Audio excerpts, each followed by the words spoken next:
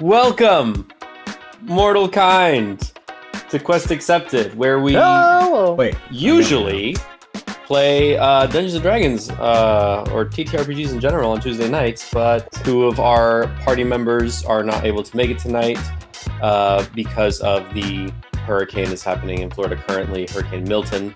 Fuck you, Milton! Fuck you. That's its name? Milton. Yeah, right? Milton. That's the revenge of the nerd. Isn't that Bart? Oh, that's right. Yeah. Millhouse, yeah. So Tiff and Amanda are okay. We're monitoring what's going on with Milton, and we're in contact with our other party members, so everybody's good. But we didn't want to play without them. So in lieu, we brainstormed some ideas as to what to do for tonight. Matt came up with a brilliant idea. Matt and Steve, technically, came up with a brilliant idea of a HeroForge NPC process and some Q&A, which, yeah, I'm super excited. How are you guys feeling about it? Oh, so ready. Stoked. I'm gonna give everybody just 8-inch dicks. That's 8 inches, right? Officially, what everything happens in this HeroForge is can't, JK. It's not canon. It's not canon. It's not canon. You heard it here. Just like our new goal. Yeah. It's canon. It's happening. Yeah, just like the goal. Which, by the way, we're at 101. Woo! Woo! We did it. Dalmatians. Who added on? Hey, we have Dalmatians. Our newest follower, the 101st, kicking off to 200, actually to 150, and then 200. Brandon YG. Thank you, Brandon YG.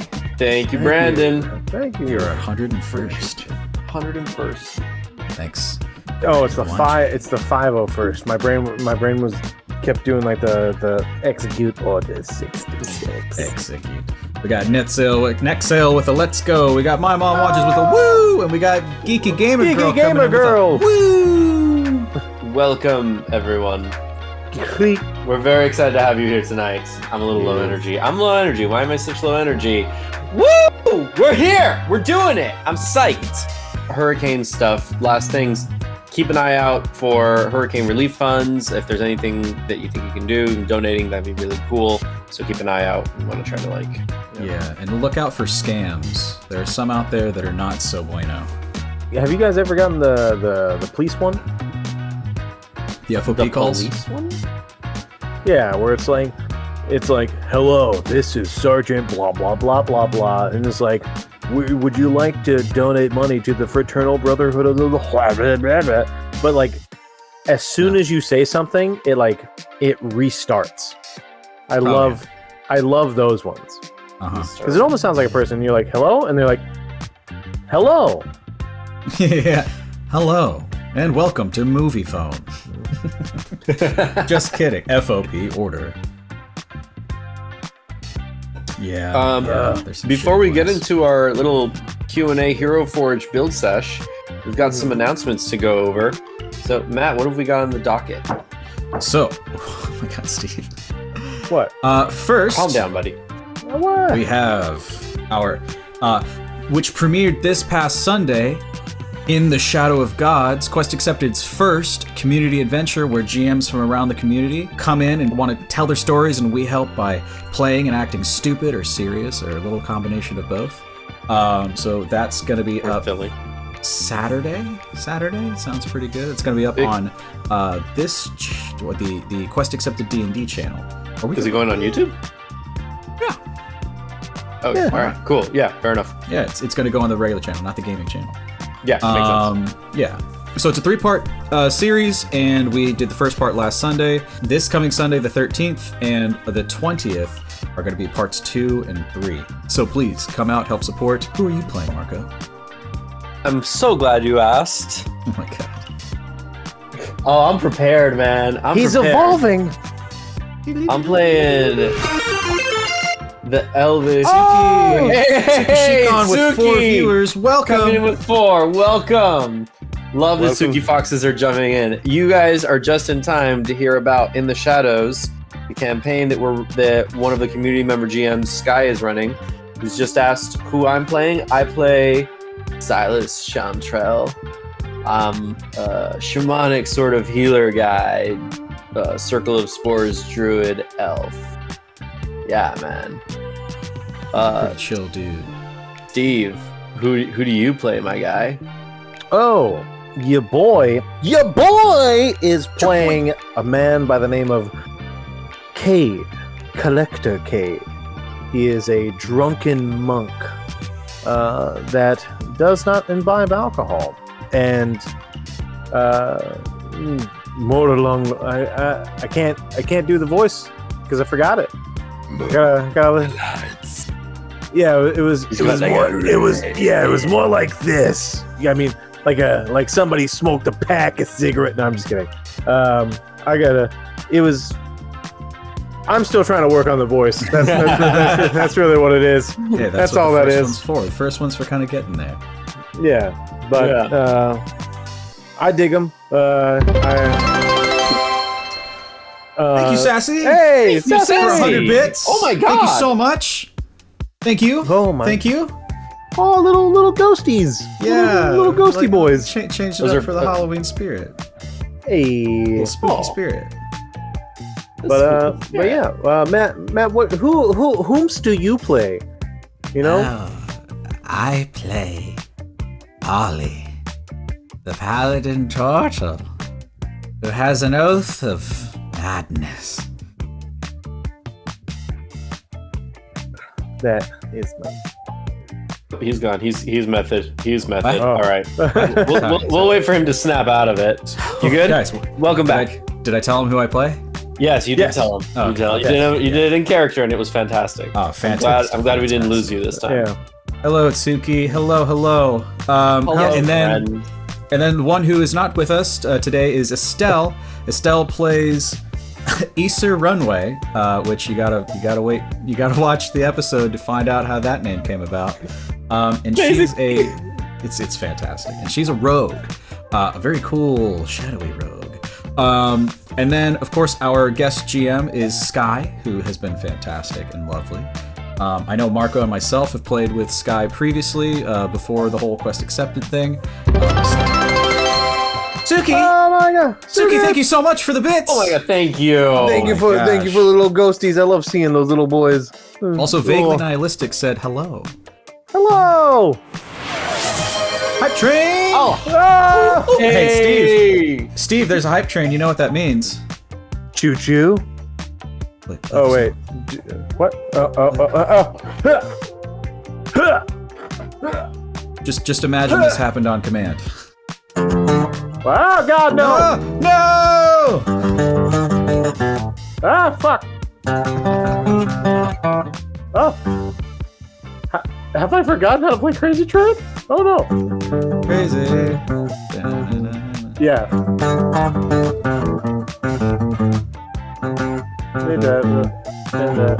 Oh my god, I've forgotten it.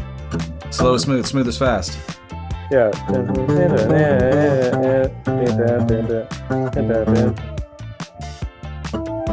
Crazy. But that's how bits go. Yeah, sorry. I'll do more.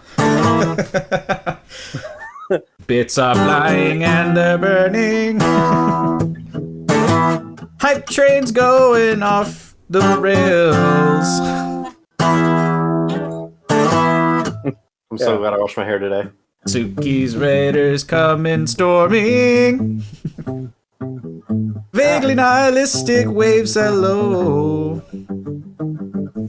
My mom watches come supporting. And Excel comes in with let's go. Oh. Oh. But yes.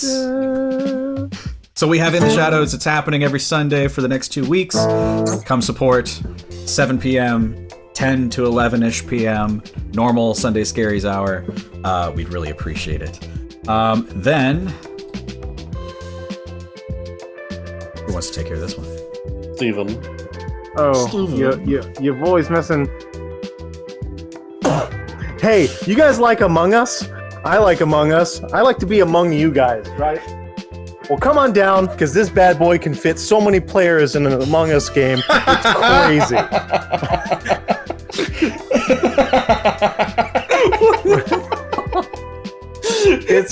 We're running like a 2006 Honda Civic hatchback.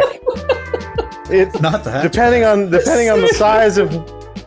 size of the player, which it's among us, so you're like little tiny space people. We can fit so many of you guys in there, and one of us is gonna be like the guy that cut the brakes before we went downhill.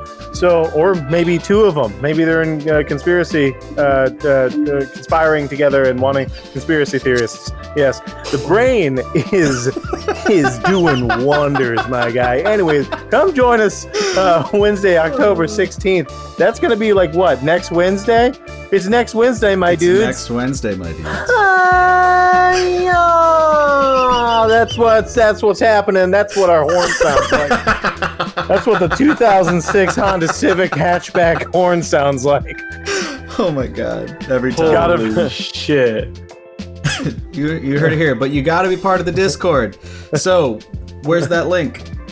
Oh, that link that you mean that link. QR code? You can view the car. You can Take do the two. QR code. You can do the QR code. You can do the QR code. You can do the About section. You can wait for the link that'll be here in just a second. I know it. I can feel it. There it Boom, is. there it is. Oh, Oops. so nice. So nice. We had to post it twice. Again. And again, that'll be next Wednesday. Oh my god, it's already here. Discord Oh my God, members it is only. next Wednesday. So yeah, get in there. Get in there while the seats are hot. All right. October's a busy month for us. dude. We're It trying is. to. We have so much going on in October. Holy crap. Oh my god! Thank you so Mom, much. my God, 100 more bits. Thank you. Bitties you, Mom, for- rain Thanks, Mom. down on me. If only I knew a ghost song.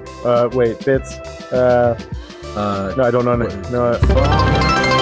Oh my Another god! 100? Another Oh, 100 bits. Oh my god. Hell yes. Thank you so much. Oh, Wild. and I guess this Saturday, you come join me as I play Oh, through yeah. Kingdom Hearts. Because we Yeah, reached 100 that started. followers. Yeah. We'll make a graphic. We'll get it going. Ow! My hip. Steve will be playing from the hospital bed. Yes. You guys like X-Men? My favorite's Professor X. Bro. What? Speaking Welcome, of Professor Bird X Strike. is a Hi. costume. You walked into that one, unlike him. Oh my god. Should have thought about it, you know? Oh, I can't watch on Saturday, but we'll watch the VODs. That's what the VODs are for. Wait, where can we find the VODs? Oh. Do you mean the VOD, the YouTube thing up directly above your head? Quest Accepted D&D on YouTube? Uh-huh. Oh, that's where you could find it. But you also know what's crazy is that the gaming ones are actually on Quest Accepted Game. Well, you can search it up on Quest Accepted Games, but our handle is Quest Accepted Gaming. So if you want to check out the VODs for the Sunday Scaries, the Steve's Quests, now the Kingdom Hearts, any video games that we play, that's going to be directed at the Quest Accepted Games or Gaming channel. However, what this is D&D related, you bet your sweet ass it's going to be on Quest Accepted D&D. And then, Marco, you want to handle this one? Monday, October 28th, we will be having a pumpkin carving or pumpkin painting stream. So join us. We're gonna I gotta start thinking about a pumpkin that I'm gonna like, the style that I'm gonna carve, because I know that I cannot do that Quest Accepted logo on a pumpkin. That's way too intricate, but that would be freaking amazing. You could always get a pumpkin to try. I could get a pumpkin to try to do it. Get like a mini pumpkin so that we have like a scale down method. I saw that somebody like got a big pumpkin, got a smaller pumpkin, and like cut the side into a pumpkin and made like a wheezing or something. Mm-hmm. That seems like a cool idea. Oh yeah. But we're gonna be carving pumpkins on Monday, October 28th for spooky season, Halloween day. Not Halloween the actual day, but that week. So join us and critique what we're doing and see us remove a pumpkin guts from the gourds. Because we gotta make it spooky, right? Mm-hmm. And what you can do is if you want to carve along, you can always post your pictures in the Discord of your pumpkins. If you do one before, if you do one after, we would love to see your pumpkins. Absolutely. You can tag us in your Instagram, whatever. Oh, that just sounds weird, Matt. What? We would love to see your pumpkins. We sure would.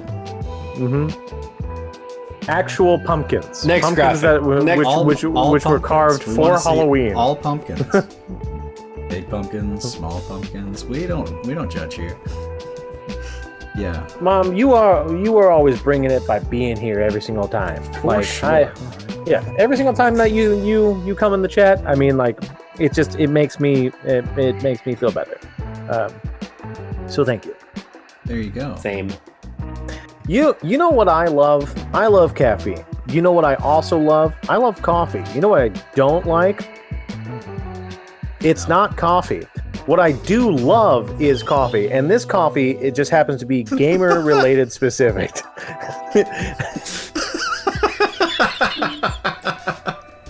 Steve's in charge of doing all of our promos and all of our like You know what I advertisements fucking from now hate? on. Today's sponsor. Wait, I didn't no. say that. I said not coffee. Jeez, don't attack me. Unlike rage mode gamer grind coffee, the one that I'm going to be ordering soon here in a little bit to see how much rage I can endure. I'm probably going to need it for Witcher 2 and Witcher 3. Probably Witcher 3. But yeah, so if you do like coffee, and they also have more merch as well. So if you want t-shirts or you just want to help support us, there is a link in our About page that will bring you to there, because we are now an affiliate, and it helps us out. But also we love to, show you things that we love. And that's why we chose Gamer Grind Coffee. Because we love coffee. I love coffee. I love coffee. And we are all hashtag on that grind. On that grind. Because that's their tag, I guess. It's pretty Gamer cool. Grind Coffee. They do have a rage Coffee mode. I for didn't see that. gamers. Yeah, I got the checkpoint. My mom watches said that she had gotten the campaign coffee. No, the Bird Strike got the Scotty flavor. So yeah, Heck yeah. Appreciate you, Bird Strike. Thank you for supporting. That's awesome. Yeah, thank you so much for the support, always. So great. And then, last but not least, I'm happy to announce that on October 15th, Curious Accounts of Creepy Occurrences podcast will be going live with episode 1, which you can hear yours truly and a bunch of amazing actors and voice actors from around the Jacksonville area. It's a horror podcast, so it's extremely exciting. We all work very hard. I can't thank these people enough. So it's from the You Reached Somewhere production. I mean, it's going to be great. It's going to be spooky. It's going to be silly. So please go out and support. Follow their podcast. You can find it on any of the major RSS services like Spotify, iTunes, maybe SoundCloud. I don't know. But yeah, if that's the kind of thing you love, you're going to love the stories. I got to voice in like 4 of them. Geeky Gamer Girl says she loves horror stuff. Bird Strike as well. Go give it a follow. Do you have a link? Do we have something for them to like access immediately? Do you have something that they can reach out? I will pull that up right now, actually. Sassy is not a fan of horror, but even Sassy thought it was awesome. So I mean, that just goes to show you what they got cooking up for you. In there right now where you can go. Bird Strike even tossed in the Instagram, so go give them a follow, let them know you're excited. And let us know what you think about the first episode, please. Thank you. Are we doing the drawing right now or later or what? Do we want to save it for like midway? Have people We can save it for midway. Edge of their seats, like just tease them a little bit. I think that's a brilliant idea. Yeah. You'll have to stick around and watch, see if you win. She is one of the best followers. Damn right. Everybody's the best follower. You're all amazing. Yeah. Love We that all you're love you the same. We got 11 people here. Hell yeah. That's why anytime that we get those bots, they're like free viewers. It's like, no, man, We don't need that. We don't Because need we your have to- stinking free viewers that are probably they're not like- even real. Yeah, they're like, get your best free viewers at this link, and it's definitely not like a link. It's definitely like a scammer. Well, as we know, but I mean, it's much appreciated that the people that do watch Those are the real ones. Those are the best ones. Those are the ones who want to be here. We already got the best viewers. To be fair, though, one of the people that I reached out to on one of those links did say he was a Nigerian prince. So, Well, just I saying. mean, and he said he was going to give me like a ton of money. I just yeah. Then I say go for it. you know, to hold on to, though, right? Yeah. Like I had to like get the thing and then hold the code, and then he would send it to me through like gift cards and so yeah, he was really nice. So maybe not all of them are bad. But you gave him your bank account number first.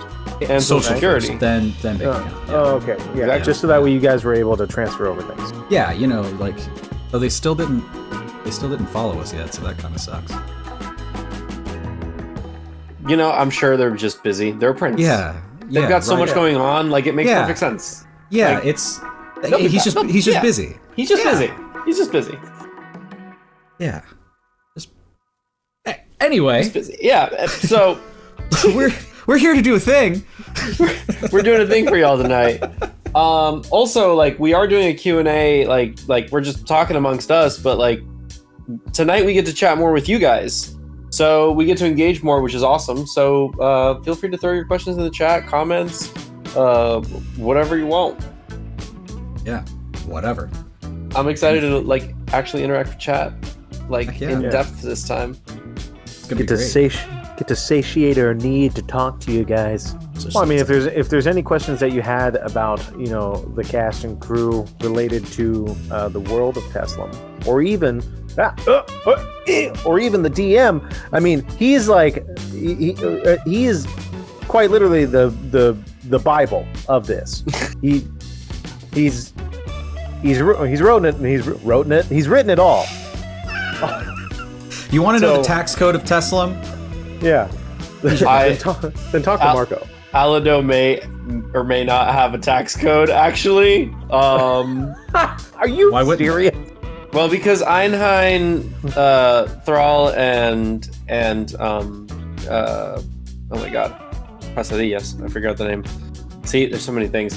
Well, because it's originally 3 governments, and there's 3 representative people that need to be, given their dues and stuff like that. The fiefs that are levied on the people have to be split 3 ways. So, like, I may or may not be in the process of writing a tax code. See, isn't it awesome when we get him on like a lore dump rant? Because This like, is what everybody's here for. Because we find out, you find out, it's a good time. So that way, the next time that we go into Alado, we can metagame, and then we can be like, you know what, your tax code is bullshit. Yeah, we've read your tax code, and we can break it. All Yeah. right. So should we get this thing started so we can learn about taxes? We can Yes. ask different questions. That's okay. We don't need to ask questions about the taxes. All right. So should we roll to see who's going to design first? Let's do it. All right. How do you want to Sure. do this? We're rolling a d20.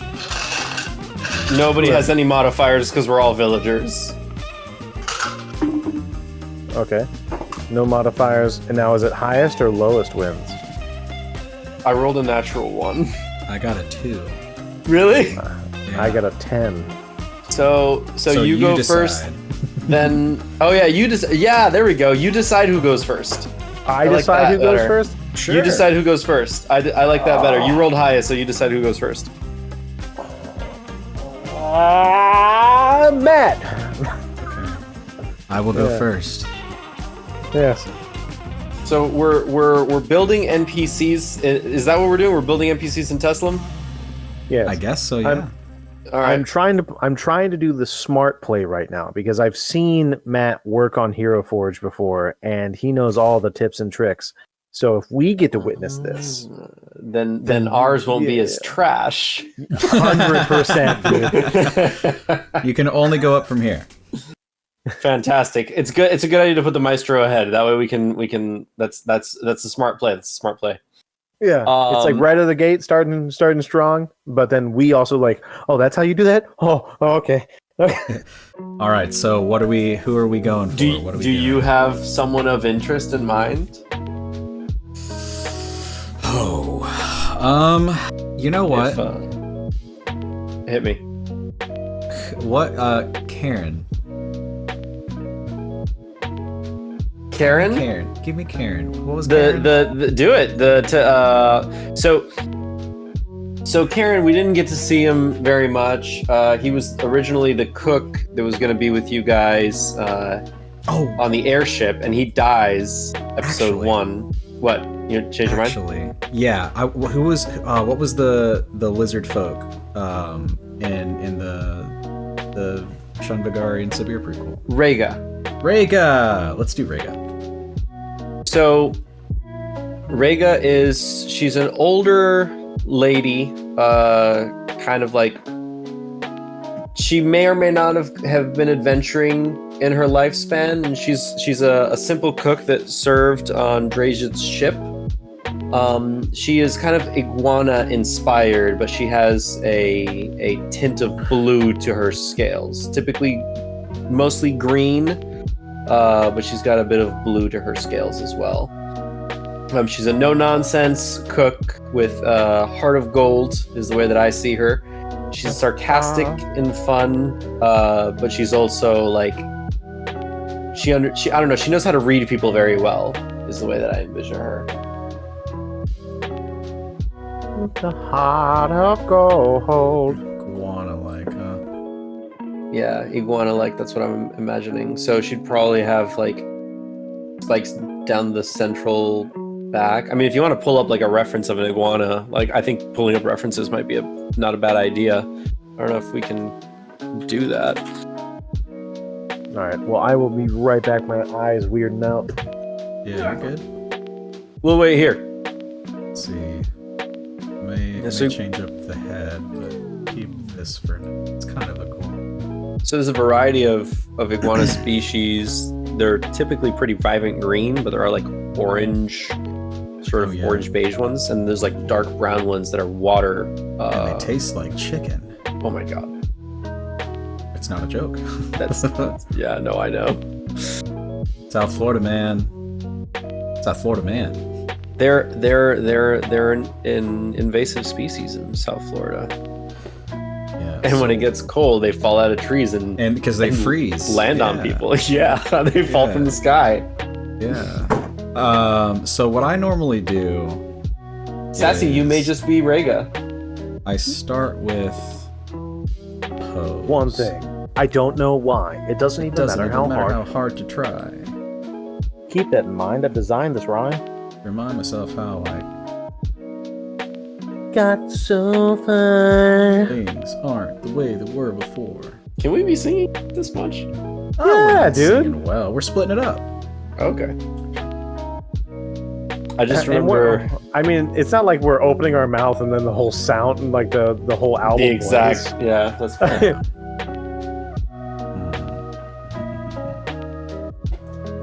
So walk us through your process. So what I normally do when I'm going for a character is I'll start with a pose and then I usually kind of manipulate it. I go for color last. Because it's all about the legs. If you can get the legs correct, you can do a lot of stuff with the body. Now there's some advanced techniques that you can do when you can actually double up the bodies, and you can get some like double features. You just have to kind of space it and size it correctly. But we're not going to go that far. Let's see. So there was a moment where the ship was going crazy, and I imagine Rhaega was calm under pressure, but like using her tail to do some stuff. So I'm gonna see if I can go for that. Just like, you don't mind me, man. You just keep doing your thing. Yeah, you guys. Well, because I can't see you guys, so I have no idea what's happening right now. I got a notepad pulled up, and I got a pencil. I'm taking notes about what you're saying. Yeah, the next thing I do is once I get the pose, I go for like, I'll see if I can get inspiration with a outfit, but then I'll normally just do it piece by piece. So where's Rhaega from? Rhaega is from Konyowareki. Okay, so jungle, but has been on a ship, so maybe has been on a jungle-esque, but has kind of acclimated. She's a well-traveled woman. Yeah, so Konyowareki is like the tropical sort of continent land. It's inspired by pre-colonial Americas,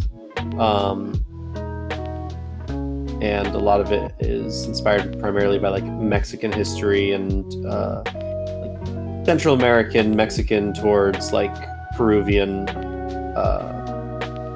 pre-colonial Americas. So very tropical, dense jungle, wildlife. So very much like the Amazon forest. Yeah. Nothing survived. Nothing that doesn't belong there. Yeah, I think of it like where Robin Williams was from in Jumanji. Yeah, that's pretty. Alan Parrish. Yeah. That's Wow. right. And last name. Damn. Yeah, right. Love him. Alan. Sassy's making some pasta tonight. Chicken Alfredo with some broccoli and red peppers thrown in. Sounds. I'm on my way. Jewish. Yeah, right.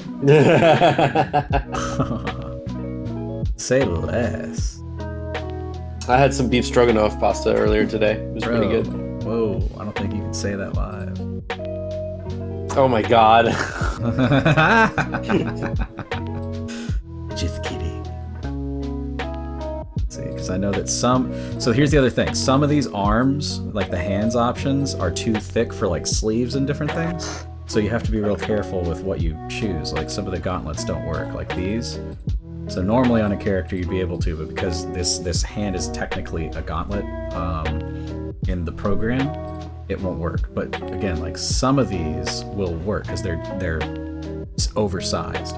So what I try to do is think about that and see what works. And then you can use materials and colors when we get there to help give it the effect you want. So like instead of it being like a metal bracelet, it could be like a wooden bracelet or something like that, depending on like where they're from. Little details. Sassy says that she's cooked for you many times, Matt. You can give a review. I can, and I do enjoy Sassy's cooking, though the dish has to not include ginger. Really? She will. See, hate what me is for the saying story with ginger? that. She will hate me for saying that. What is going on with ginger? Sassy about to get real sassy. She about to get mad. I mean, because it was starting to turn there. Like you were like, I like the said cooking, but no. She said, "I knew you were gonna say that." it's actually awful. And I'm just, I always say it's good. She's very good. But Sassy has a tendency to, and this is what I love about it, right? It's so whimsical because it's never the same twice. And I'm always like, oh my god, this is the best. Then I'll go back the next time, I'm like, what did you do? Sounds like you're tiptoeing, my guy. Hey, trust me, she gives it to me constantly. But no, Yep. I'm a big fan of her cooking. And she's always like, hey, I made this, you want some? And I'm always like, I don't have room. So, you know, she's great. But it is fun because it truly is never the same twice.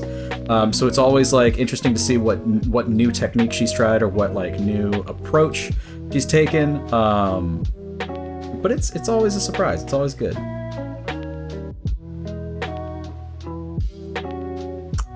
Hell. Sassy says, "Just tell the damn story." Sorry, darn Okay. story. Okay. Oh no, we need pants. It's like you're uncensoring the word. Yeah. It's like you already let it slip. Well, I said damn, but she wrote darn, so I wanna be true to what she said. Yeah, I just meant like when you're watching. What is it like when you're watching like TV shows, and they censor the movie, like Snakes on a Plane. Yeah.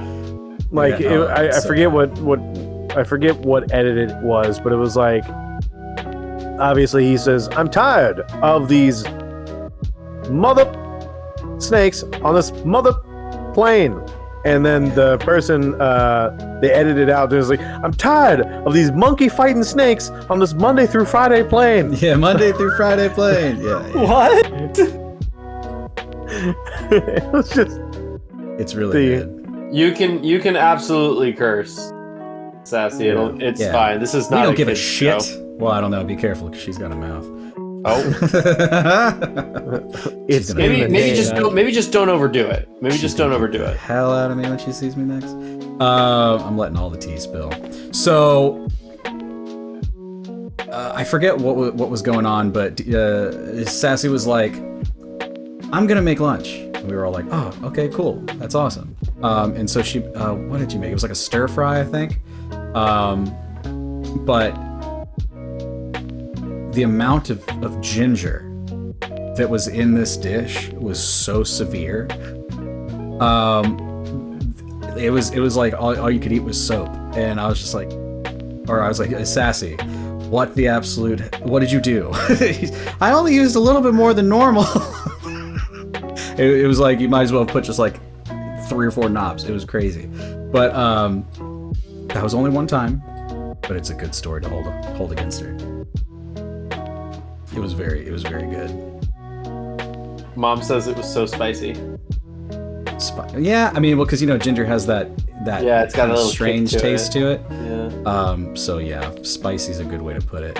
a little bite. It was to me. I'm not I like ginger again subtly, but like that much was just crazy. But like when you get sushi and you have the pickled ginger, it tastes soapy to me. I'm not a fan. Oh. You got the cilantro gene for pickled ginger. I guess so.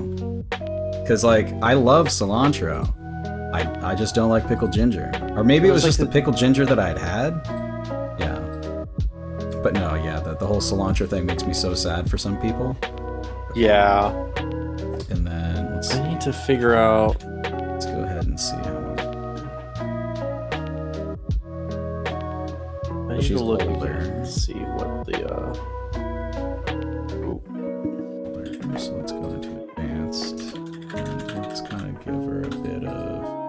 So a technique, if you're not into using these sliders, you can always turn on this little tool here, and it'll allow you to more finely adjust. Let's see, so I'm gonna be doing 2 different, so I want her to be looking this way.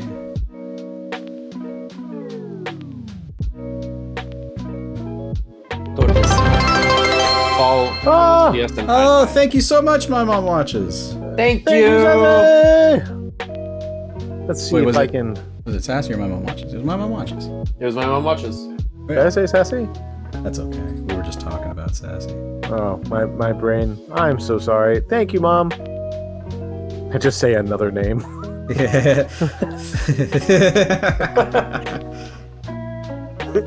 He's just not getting it. I don't want to put him down, but gee, it's getting to the point.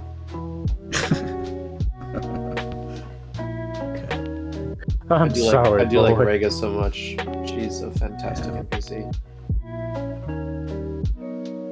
So the other thing I try to do with the face is give it a little nuance, so I don't go 100% smile, 100% snarl. And sometimes you'll like go too far with a fader, and it kind of adjusts it.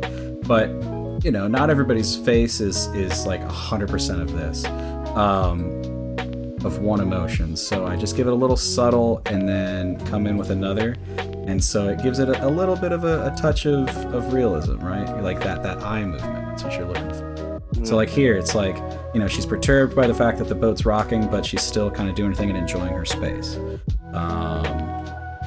Let's see, how else? I don't know if I'm 100% in love with.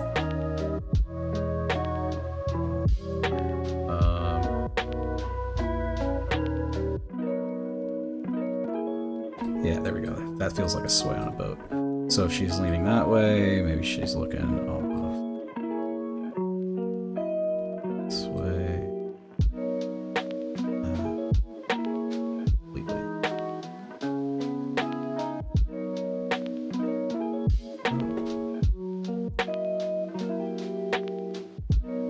So, what are all the continents of Tesla? I'm so glad you asked. So there's 7 major continents to Tesla.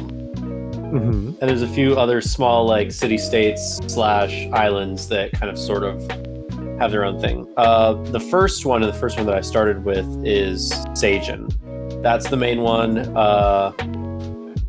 you want me to just list them off, or do you want me to like talk about them a little bit? I guess. Well, no, I'll just list them off for now. So there's Sajin, there's Zimnis, there's Alkut, there's Gonyowareki, Parviter, Clareza, and Sainchi. Those are the 7 major continents of Teslam. There's a couple of other areas, but one of the more important ones is the island of Natai. Okay. The island of Natai. Yes, the island of Natai. Natai is one of my favorite places. It is a sacred island that is contested by the Airfolk, like the Aarakocra, the bird people, and the Merfolk people who live underwater. It's sacred to both of them, and so it's kind of like that contested area. They have a treaty, it's called the Treaty of Natai, where they decided to stop thousands of years worth of war to kind of like share the island, because the sacred parts of the island are like what each group considers sacred is not the same part of the island. So they're like, well, we have this clear division so we can share the island, just don't cross it. Don't cross that line. Okay. Don't do it. And where is this located near? This is kind of like, if you look at it's west of Sajin and kind of southeast of Zimnis. It's in the, I don't know how to describe this without like going into like too much detail. It's in the Shervona Sea, which we haven't explored yet. Mm-hmm. And yeah, so if you were in Sajin, if you were in Contact and you just kept going west and then a little north, that's where it lands. Which we've seen the map before, but so just from like a bird's eye view is the, let's go from out to in. So if you how many moons does it even have moons? It has 2 moons. Two moons. They are called the son and daughter of Anara. And there is one time a year where they're both full, and one time of year where they're both new. And otherwise they're out of sync entirely. Okay. A bird's eye view. How did I come up with this? Mom, specifically what part? Like the Treaty of Natai or like Sajin and Teslam in general? Because the Treaty of Natai, I mean, that's, I don't want to say it's like a bit of a story, but I just like the idea. So in the book that because I'm writing a novel accompaniment that's basically what happens during the War of Fracture, and I'm not finished with it. Maybe talk about the whole idea before getting into the details, like the War of Fracture. It's like, what are all these things? Maybe the general history. I have a timeline.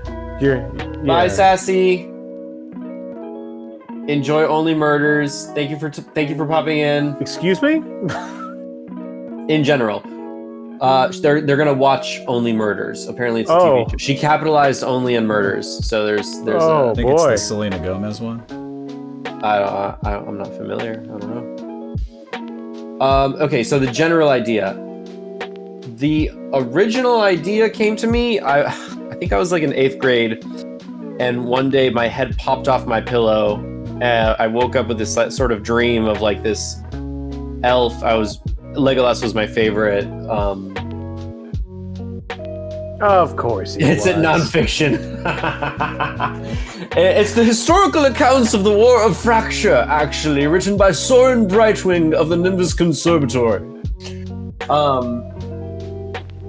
Only Murders in the Building. It has Steve Martin Short, and Selena Gomez. Yeah, it's the Selena Gomez show. All right. Yeah. Oh.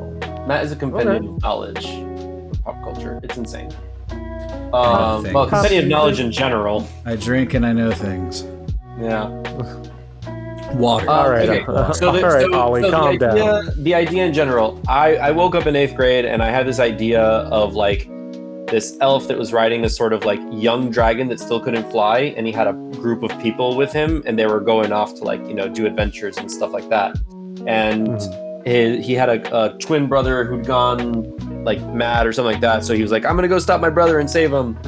And I was like, yeah, I really, really like this idea. I want to write it, because I had like a million ideas come and go, and I just never did anything about it. And then I just started writing, and I got like 150 pages into the book, and then I chucked it all, destroyed it, which is probably for the better. But now we're doing so much better. We're like writing this story together, and it's evolved, and I'm super happy about it. Okay. So, this long ago, you dreamt of this world, and this world was just Sagen at one point? It was just Sagen, yes. Right. As a matter of fact, When I did have the drawing I made in 8th grade of the map. Like I actually, I have this drawing. When did it start to expand? Like, when did you? What happened when you were like, yeah, the world's just Sagen, and then you were like, no, it needs to be bigger? So, Sagen was originally going to be very much like Europe, and which most fantasy writers, like their first map is basically just Europe. My design was a little different, but I was like, oh, there's elves and dwarves and humans, because that's what you think about when you're a novice fantasy writer, which I'm still a novice fantasy writer. I don't even know if I would consider myself a anyway. But I'm like, I feel like Europe temperate is just like way too much. They're like way too basic. I need to have more variety. So I wanted to have a place that had like, so I had this idea that to the south, across the sea, there was like this desert land, and I'm like, that's where orcs are from. And then to the north is like mountains, and for some reason I'm just like, there's a train there. There's like a railroad that goes along the mountains, and that's where the gnomes are. So I had Balzanam because blaze was like hot, fire, blaze, Balzanam. And then to the north was Oins, now known as Alkut and Zimnis. And Zimnis and Alkut are very different to what they used to be. And now orcs are natively from Sagen, not from Alkut. Okay. So this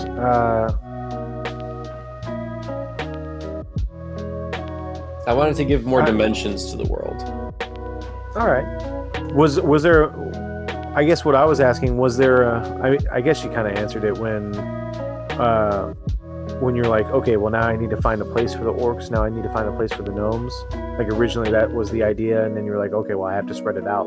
And then that's where Sagen started to expand into a rhombus world. Yeah, a sort of. world. Yeah, pretty much. Oh. Names are one of the hardest things, Bird, I agree.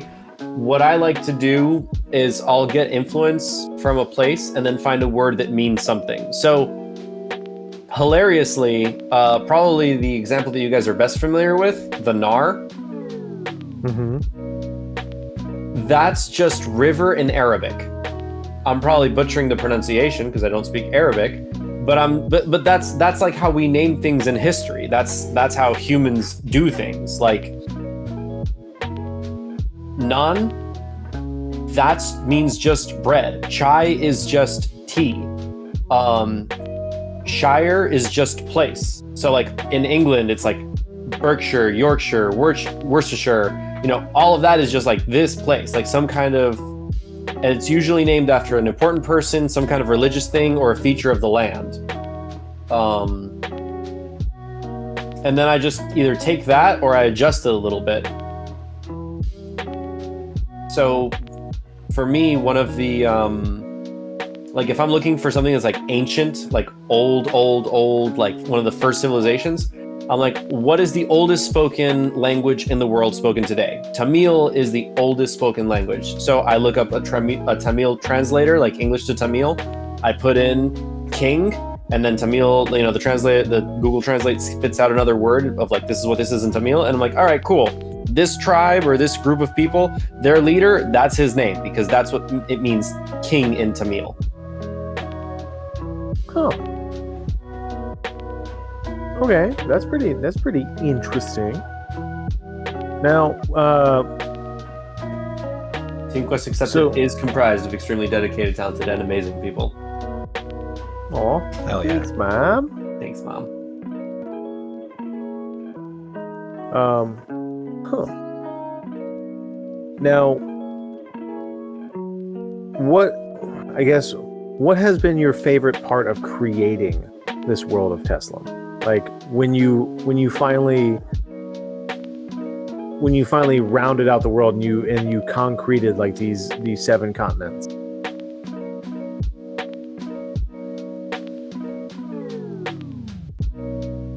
I think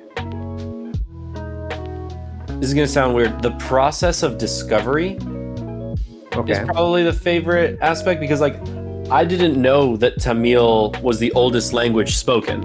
So I had an idea that I want to chase down, and I'm like, oh, okay, now I know about Tamil. Now I know about, like, a little more about the Middle East. Now I know a little more about Hinduism. Now I know a little bit more, like, and actually you guys have helped influence that. I didn't know, like, I knew some stuff about Vikings, but because Matt has Shun, I'm like, well, I have to develop your school. What am I going to do? So I learned about the class system that Vikings had, you know, the thralls and the jarls and all that. Jarl And I'm like, Mogriff. I want to do I want to make it true to you guys, and it's the process of discovery, the process of learning has really been cool, and learning about like how cultures change and strangely how colonialism and slavery work and different types of government like technocracies and meritocracies and oligarchies and feudalism, and how different traditions are like what traditions exist and how they're used. So the process of learning has really been the most thanks, Mom. Ew. One of the most rewarding things of this process. Yeah. Hell yeah. So you said Sagen was primarily based off of Europe and stuff, and then what was the next? I mean, you said that it used to be Oins, and it used to be what is now known as Alkut. Yeah. When you were developing these places, I try. what struck you to reference? Like when I think of Oins or whatever, my brain does not go to like, you know, Nordic stuff. It like what drew you to get inspiration from what this stuff is based on? Like why Alkut is based on Like kind Egypt of- and the Middle East. yeah. Arabian Nights was a book that we needed to read, or stories of it is something we needed to read in school. I loved Aladdin. I love from a fairly like maybe not the most politically correct area, the aesthetic of it all and is just cool to see like an assassin, like the Hashashins, which is a real thing. That's something cool to learn about. So when you delve into it, you kind of develop more into the world. Like the Burkitash, that is inspired by Dervish. I want to find their name because I don't want to butcher it. But there's a Dervish. The Dervish were a group of Muslims. They were highly religious, and a subsect of the Dervish group was something I don't remember the name of it, and that was the group of like information brokers and spies that crossed government lines because they had religious freedoms to do so. They didn't travel with passports. So the Burkitash is a straight rip of that. It's just I changed the words a little bit. But it's just whatever strikes me, whatever I think is cool. Like the reason that Sagen started with Europe is because it was Tolkien and, you know, Lord of the Rings, and it was Aragon, and it was Harry Potter, and most fantasy of like Arthurian sort of lore is based in Europe, and that's one of the things that's most well known and most depicted. You know, Game of Thrones. I mean, the Sagen came before Game of Thrones, or at least before Game of Thrones was a thing that I knew about. But like, you know, a lot of fantasy is all that. But there's so many African there's so much African mythos that has a variety of cultures and religions that's just really, really cool. Like the Yoruba tribe from Nigeria is, they have fantastic gods like Olorun and Yamoja, you know, a god of time and space and a goddess of the waters and rains and stuff like that. And I cannot think of any of the mythological creatures, but there's some really, really cool lore out there that's just, you know, history and culture. And, you know, I do like an Arabian accent, but it's always meant with a sense of respect, and maybe I butcher it because I'm not as good a voice actor as Matt, for example. But I'm like, I try to be deferential, you know. Is your way of saying you want to do an African accent? I'm gonna break out an Afrikaans accent at some point. You guys go south enough and Whoa! Holy. Sorry. Afrikaans is a No. This face. It's terrifying. Oh my god. The face only a My Mom Watches could love. Give us a smile. I'm gonna make you dinner. Feed and you're gonna like it. Crew. Yeah. Or a dystopian world? What do you I mean? think we're gonna stick with that. That's as close to. Maybe I gotta stop talking about Sajin. We lost 3 viewers. That's all right. Don't worry about that. Don't worry about numbers. We're having a good time. Hey, as long as you guys are enjoying it, that's all I care about. I just know that I can go on forever, and I don't want to because I don't want to be boring. Don't look at numbers. You do you, bud. All right. Yeah. So, with that being said, we are currently in Alkut. Oh, excuse me.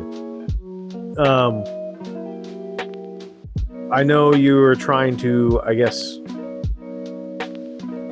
like super finalize, like brush it and then like seal of approval done, right? Or at least I think you are. I don't know. For Alkut? Yeah. Yes and no. Like there's like a village or something. You're like, this would work here, and then yeah. just, Yeah, and the world's constantly changing. There's still, and trying to rush it and get it all done is crazy. Like I don't know how not to compare, but like Exandria, Matt Mercer spent so much time developing the world, and like they have writers. What? They have writers. They have a team, I guess. Yeah. I don't know. It's not just him anymore, but like before it was like just a campaign, but now it's like production. Right, exactly. And I want to do that. Like the thing that I want is for Teslim to become like the galaxy far, far away. I know about all the planets in Star Wars. I know about all the peoples. I know about the political systems. I know about the tertiary and quaternary and whatever the fifth is characters, because like my favorite character in Star Wars, one of my favorite characters in Star Wars, appears in the entire series for 36 seconds. He's a diner guy named Dex. He runs a diner. I want Teslim to be that.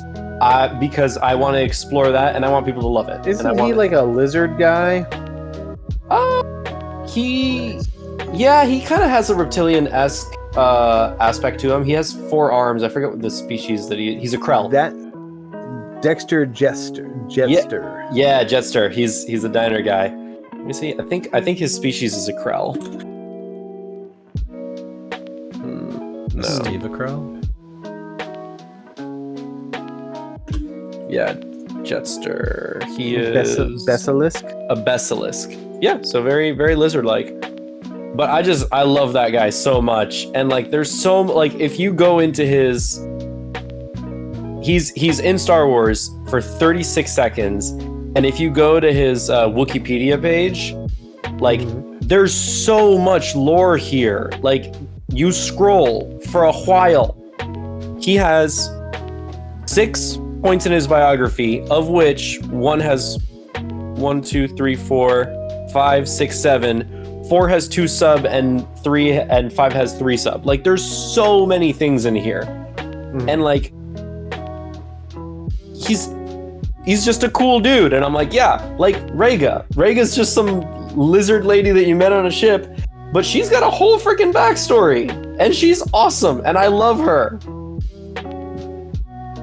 And I think that's what's dope about how you are writing these characters in the back, that all of them do have backstories, all of them, because that's how you make them feel like a human being. Yeah. And sure, we might not get to all of it all at once, and that's completely okay. I don't expect you to get to, Yeah. Yeah. Because then we're looking at everything with a magnifying glass instead of like experiencing the world. It's I don't know. I mean, for me, when I was a kid, there was a moment in time where I started like look down at the ants and like the gravel and like look super into details, and I was like, wow, that's there. But a vast majority of that was looking at the entire world. Yeah. I mean, sure, I didn't have glasses at this point in time, so it was like, wow, blur. But I mean, I still was very infatuated with the big picture instead of like the little minute stuff. However, that is still super cool to learn. Yeah. It's like glossing over everything with an X-ray and then picking up a surgical knife, being like, I want to get in it. Yeah, there's a lot to explore, and it's cool to explore it. I don't know if that feels like a lame thing to say. Bird Strike. A dystopian world. One member... no. And by dystopian, I'm talking about a world when the current one is destroyed. I'm actually in beginning stages of such a project for writing. So you're writing a dystopian world, Bird Strike? That's pretty dope. You can tell us more about it. Be happy to read about it. But I'm like, I don't know. I like it. I think it's cool. Mm-hmm. I want to develop it more. I want to learn more so that I develop it properly. Like the fact that Matt is learning. Are you learning Norwegian or Icelandic? Norwegian. Okay, I thought you said Icelandic at the beginning. So the fact that Matt is learning Norwegian to play Shun. I mean, and it's really kind of all around Germanic languages. They're all very, very similar. But like, there's like Icelandic is the one that's very, very different from like Danish and German and Dutch and all the others. But Norwegian's the closest thing to like the original. Gotcha. Yeah. Like, that's really freaking cool. Yeah. So I like that. It's awesome. It's awesome to do these things. Like, probably one of my favorite PCs that I've ever made, and I've told you this, is Alim. And it's because you said Wyveria, and because Terra is a very inspiring world to me personally, because you're like, Wyveria is a desert land that's recovering. It's in drought. It lost a war that it was winning because two nations formed an alliance at the last minute and overpowered Wyveria. And now Wyveria is trying to reach its former glory.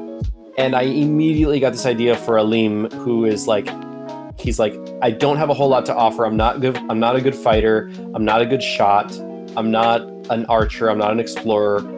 What can I contribute to my nation that I love and I care about and that I want to serve? And, Alim was born and I created the best story for the best artificer that I can think of. Like,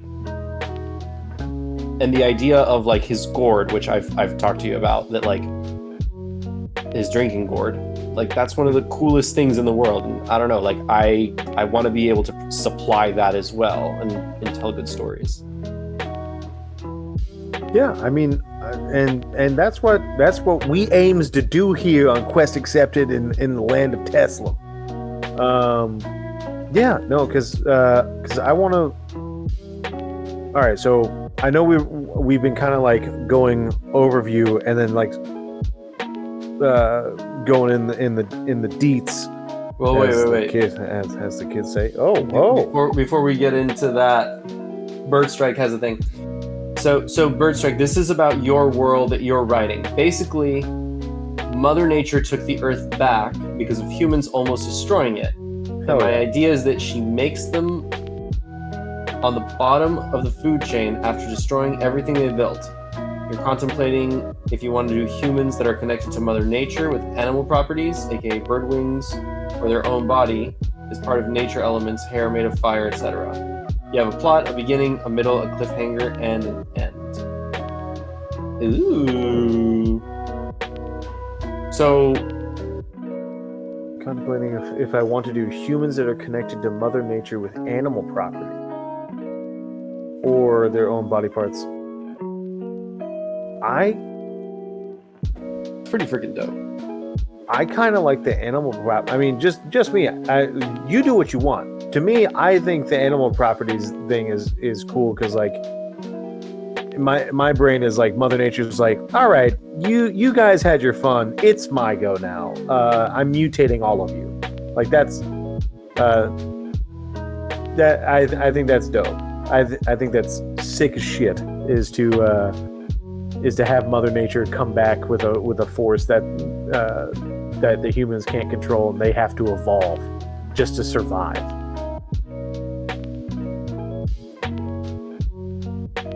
Hell yeah. Hell yeah. Thanks, Mom. Thank you, Mom. Mom's so sweet. And No, speaking that sounds freaking dope, Bird. I love it. because I'm trying to remember if there was something that I don't. Oh, I'm just sorry. I'm imagining the what is his name? Abraham from Hellboy, where he had like the gills or something. And then like when he had to go into the outside world, he had to like wear that little neck guard. Hellboy is such a good franchise, and like It is so good. Golden Army, and even the David Harbour one, I thought was good. I'm going to see The Crooked Man, but I'm Crooked Man. not excited about it. Why not? I don't know. From the trailer, I was like, it looks like it looks like it's just a jump scare fest, and I'd rather have some substance. So I hate jump scares in scary movies, but I have been shown what a good jump scare looks like. Like I'm okay. Like I used to like if I'm watching a scary movie and there's a jump scare, I'm like, that's it. Immediately out. I don't care. They're cheap. They're shitty. They're bad. They bother me. But I was watching a horror movie. I don't remember which movie it was, but there were like, oh, these are like, I get it. Like, it's not like just a shock value and that's it. It's like there's a build up to it and there's a reason for it and it's connected to things around you. And it's like, oh, that's awesome. So like a good payoff, I think, is awesome. But jump scares in general, hate them. You don't remember what it was? No. I think it's like a movie where there's not a single line spoken. I think it might be an alien movie. Let me look it up. A single line. Like there's no lines in the entire one. No one will save you. It is a good movie. You've watched it? Oh yeah. I think that's the one that had like a jump scare that was like, it was a jump scare, but it wasn't at the same time. Oh, that's the one that I wanted to watch. It's very, very good. That's the one where like it's like the thing is huge, right? And it's like running at the house trailer type thing. I think that's how it is. Spoil anything? I don't know. But yeah, I want to watch The Crooked Man as well because it's just I need another trailer to come out in order for it to grab me, because it very much looks like they weren't showing. Bye, Mom. Have a good night. Bye, Mom. Oh, Bird, don't. Again, it's yours. It's your story. Do with what you want. I was just riffing how my brain was wandering. But I think I do need a second trailer for The Crooked Man in order for me to like. Yeah, like I'm gonna give it my very best, but like it was kind of hard. It was a little difficult. I was just like, because I remember I think me and you were watching it, and I was like, Yeah, it definitely looked like a. I think it's very rude to say, but like it looked like a CW TV show. I don't know if I would go that harsh, but it definitely looked like it belonged on Sci-Fi Channel. I think I said that. I think I was like, this looks like a sci-fi movie, like the old school channel 67 or 69, whatever, Sci-Fi Channel. Like, yes, yeah. I was not impressed. I was like, ooh, because the Crooked Man storyline is fantastic. And I'm very excited for it. But like, I just want him to do good. That's all I want. Okay, I'm gonna call this done. I've been at it for a minute. So this is Rega. That's pretty fantastic. I gave her. I at first she was a little too blue. Like, let's see if I can give you the full on. So again, the other thing that I do is I go to a theme and then I will absolutely build off of it. Yeah, so what is it? Not theme, but body. And so yeah, this blue, I was like, nah, she's not a young lizard anymore. She's weathered. I also added a little detail and I gave her some like cataracts because that's sad to me and she's old. And I'm all about the details. Like what I would do from here is I would probably like add in Photoshop like an egg or like something sizzling or some steam. But like I gave the floorboards like she's inside of the ship. And then, like again, this kind of greenish for the jungle, like maybe they used like the grasses or leaves to dye it, and maybe this orange is like a particular tree or some kind of medallion that they would like adorn their stuff with, and these leaves or maybe something special from home. And I was like, should I go with something wild? And I'm like, I'm not huge on like too big of crazy colors, so I wanted to keep her cool. Again, she's old. She was talking about how her time's almost up, so I was like, she's no nonsense. She's comfortable. Like, she's still moving and grooving. So this is Rega. That's fantastic. I fucking love this so much. That's beautiful. Oh yeah. Save as. How do you spell Rega? Rega. Rega. All right. Damn, that looks amazing. Matt, you decide who goes next. Oh. I'm gonna roll evens, Marco, odds, Steve. Okay. It rolled and it literally went on top of the other dice. 16. What did I say? I forget. Evens, Marco, I think. Okay. Then Mayarko, it is your turn. Mayarko, it is. All right. Let's see. Do you guys have an NPC in mind? I mean, weirdly enough, my brain goes to the elephantine janitor. Oh yeah, absolutely. What was his name? I honestly was every single time that you described him, I honestly was just picturing him like just with a mop and bucket, like the janitor from high school. His name is Hagon. Hagon. Oh yeah. Y'all picking all the older people because Hagon's also like, well, he's not as old as Rega. But he's definitely an older guy. Mm-hmm. Yeah, he's a good. I mean, unless you want to do Pugy. Nah, I already did Pugy. I have Pugy here. So let me see. Does he have Pugy consent? I'm unavailable. Okay, cool. I wonder. Ooh, can he have a beard? That's pretty cool. He's not gonna have a big beard. Ooh, maybe he should have a beard. Look at that. When you guys think of elephants in popular culture, what do you think of? I'm not sure I know what you mean. So, for instance, when I think of elephants in popular culture, my mind goes to the Jungle Book and the elephants.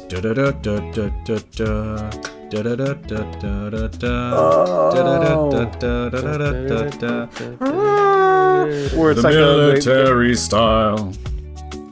It's like the little baby elephant, and the little baby that's elephant. trying to tag along. Yeah. Okay. When I think of elephants in pop culture, Yeah. Pop music. Pop music. I mean, my brain wants to go to video games because like Ganesh from Smite. from Smite. But that's also It's also a cat. So, popular culture for... I guess Dumbo. Or yeah, the elephants from the Jungle Book. Let's see if I search something up and it jogs my memory. Elephants from popular culture. Popular. Gonna So- be popular. Hagon's a pretty chill dude. First Strike says no. Dumbo is too cutesy, too demure. Too demure. She didn't say that. So he's kind of a big dude. He's definitely a little more slumped over. He's a little bit wider. He's not so much, well, he should be a little more like large, I guess. I guess Horton Hears a Who. That's the one that jogged my memory. Belly. Oh, he's thick. Yeah, he Thick boy. he Give him that- he a thick boy. He a Let's see thick that boy. cake. With 3 C's. How many slices does it take to get to the center of that cake? I wonder. Oh no, It's more than 3, I tell you. Not exactly what I had in mind for bust.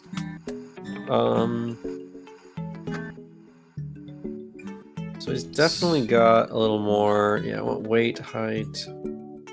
No, keep Steve, that do you know alone. bulls on parade, but elephants on parade?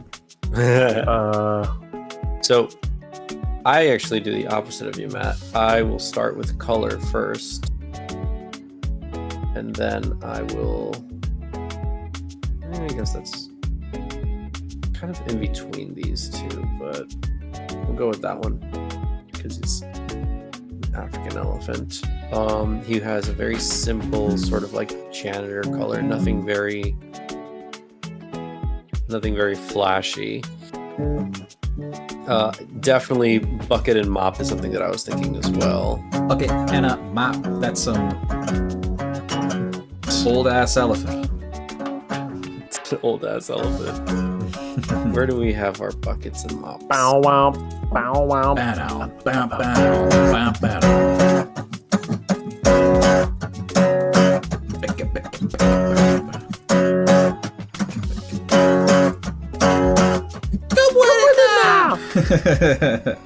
Oh! Cloth in Wait. one hand.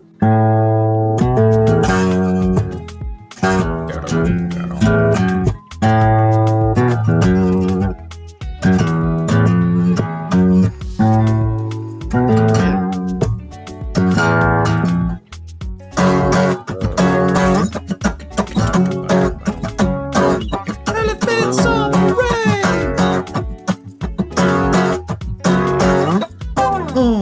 Does he have a cloth? Yeah, he's got a cloth here. Babble, babble, babble.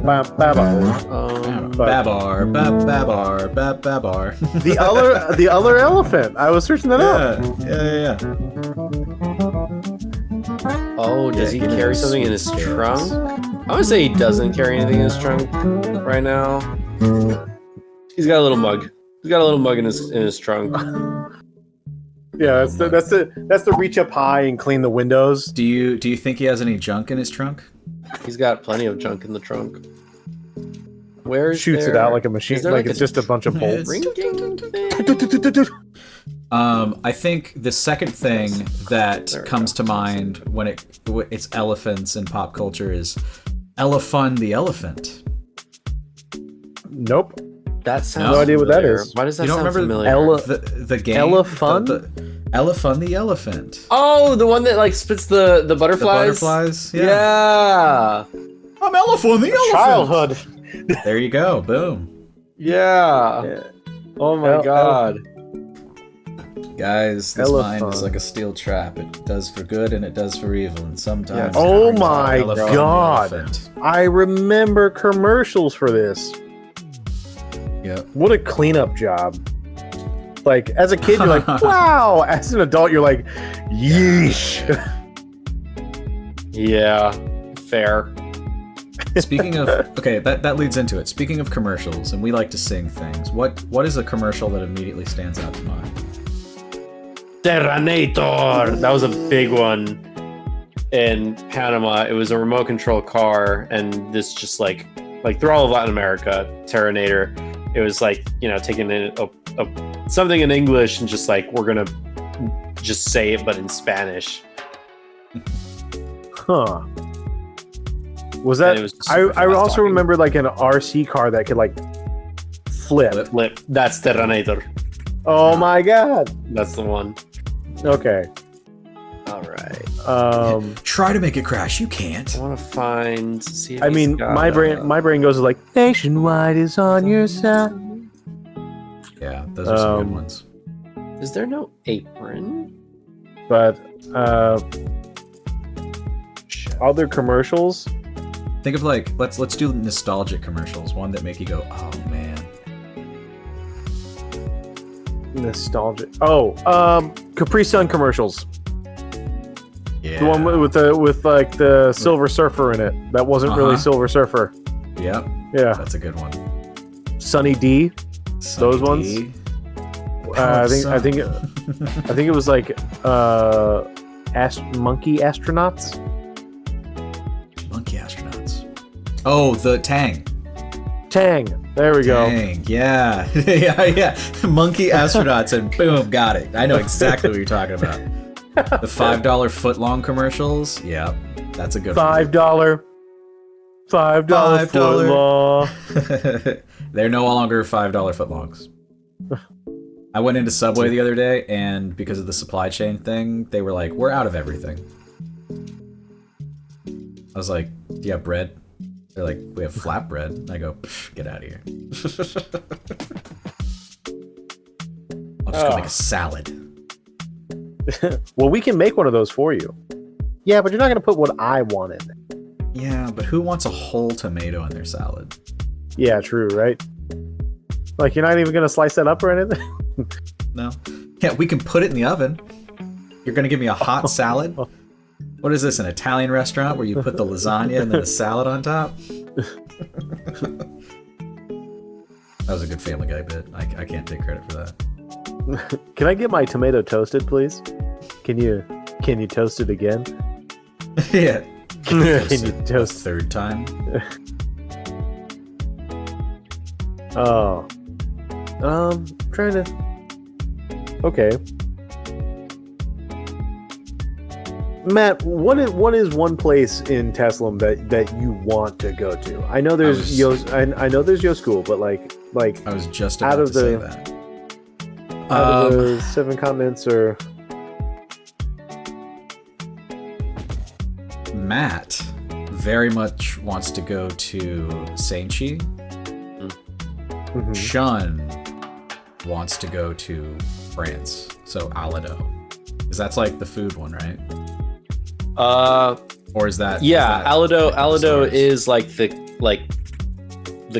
capital of like the cultural capital of Sajin. But if you want to go to like where the good chefs are, like the real, like the ideal place for food, that's Clareza. So that's like kind of like Spanish, French Riviera, that kind of place. That one. And there. Okay. So you want to become the king of cuisine. He is the king of cuisine. Shun just wants to learn more and more recipes. So Shun has a goal, and one of them is to just make people happy with his food. I have never seen that once. Yeah, right. And so he enjoys cooking, and he's heard stories all his life about this tastes shit. We need to go back to Clareza, or we need to go back to get that dish. And he's like, excuse me. And so he dreamed as a kid of like being able to taste it, but not only taste it, but learn how to make it so he could bring it home. And so that's like his thing. It's what he wants to do. Now, I think there was earlier on, either in your prequel or during the early stages, where you were talking to Kazan, I believe, where I think Kazan said that you always come back. So when you would like, I'm assuming either be let out or run away or anything like that. Is that where you would like learn different talents and then when you come back you would be like, hey, I get to make this stuff for you. Coming back feel free to not go into spoiler territory. No. So Sean has mentioned that he was tortured and that all this other stuff. And now that you guys know of Kazan, Shun is not a fan, and he did not go back by choice. Got it. And I think you would be able to glean this. So from the Gari, Shun, and Sabir prequel, Kazan is used to tossing him out and just knowing he'll be back eventually. Yeah, which is why I was like, when you stated that you would learn stuff and then come back and like, hey, I made this. I learned how to make this new thing. So I don't. It's not so much that he went out and learned. It's just that, he's an observer, so he would watch, and maybe he didn't get a chance to do it, but he would try. And if he also, I never picked that up. Never picked. Oh. Yep. So he just kind of does what he can, and it's from the time he was young until now, and he's very analytical, if you couldn't tell. So he's that's kind of like me a little bit, where like I'll run things in my head over and over and over again, and that way when it comes time to do it, it's like it's already been done 1,000 times. There's actually a study that has been done where they took like these people at a basket, like they were having them shoot free throws, and what they would do is they had 3 groups. They had people who just shot free throws, they had people who didn't shoot free throws, and then they had people who visualized shooting free throws. And the people who visualized shooting the free throws, on average, were more successful at hitting free throws than both other groups, because it's literally the mind-muscle connection, where if you see yourself doing it over and over and over and over, it's the reason why practicing tape after playing a game, it's the analysis. It's saying, okay, this is what it is. It's not only boxing, but shadow boxing. It's the picking apart every single angle you could do and then running it again and again and again until you get to do it, and it's as if you have done it. Yeah. Now, when you get there, who knows what happens, but calm under pressure. Surgeons do this, like high-end performers do this. It's just one of those things, visualization. So I carried that into Shun's character. Oh yeah. It's a very Matt thing to do. Yeah. So he would like to go to Clareza. I'm trying to think where Sabir would want to go to. Yeah, because like, what is Sabir into? Like, what are the things he would do to pass the time? Hide and seek with his parents. Okay. Oh, damn it.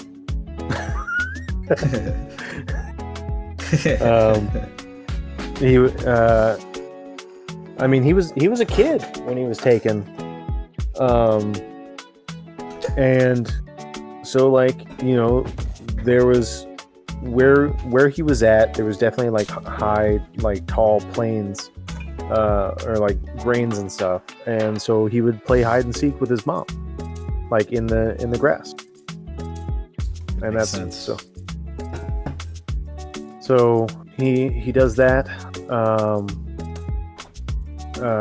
His dad likes to fish, so that's that. I mean, there's that. I mean, maybe he doesn't really like fishing anymore, but he definitely fished with you because you expressed that you were a fisherman. Did he fish with Shun because he knew Shun liked it, or because he wanted to fish with Shun? Because he knew Shun liked it. Oh. Yeah. Like column A, column B. Like he wanted to do it again, but it was more so that he knew that Shun liked fishing. And like you already built that bond with Vagari when you guys went out and did your thing. The Stegenprova. Yeah, that word. The steak. Stegenprova. Yeah, the steak and beans. Steak and provolone. Stegenprova. Stick and move. So when you guys did the stick and move, stick approve. I have the worst time with these names. I'm sorry. Oh, good. The stick approva. Yeah, you guys had that moment, and then he would have learned at a point in time, and then you guys also like he could see that you guys grew closer. So then he was like, okay, well, if my sister trusts this guy, let me get to know this guy more. How can I do this? And it was already on the boat when we were spearing, and you got like either a double or a triple kill, and he was like, yeah. He's like one. He's like one fish. He comes back with 3. He's like, no, one cast. I don't know how many fish. Triple kill. That was so good. That was a funny UAV online. So yeah. So he wanted to get to know Shun more and see if Shun could drop his guard in order to trust Shun.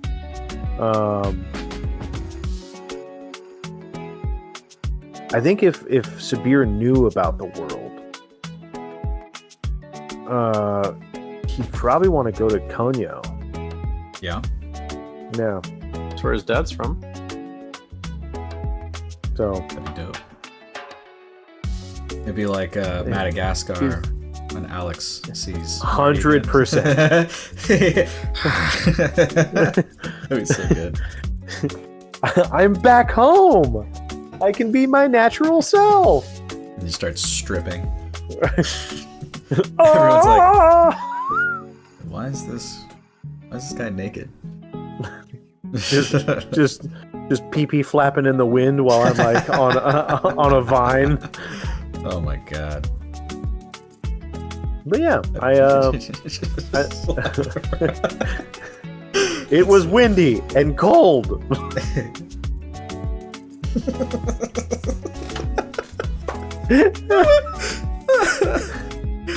Oh, sounds like a door stopper.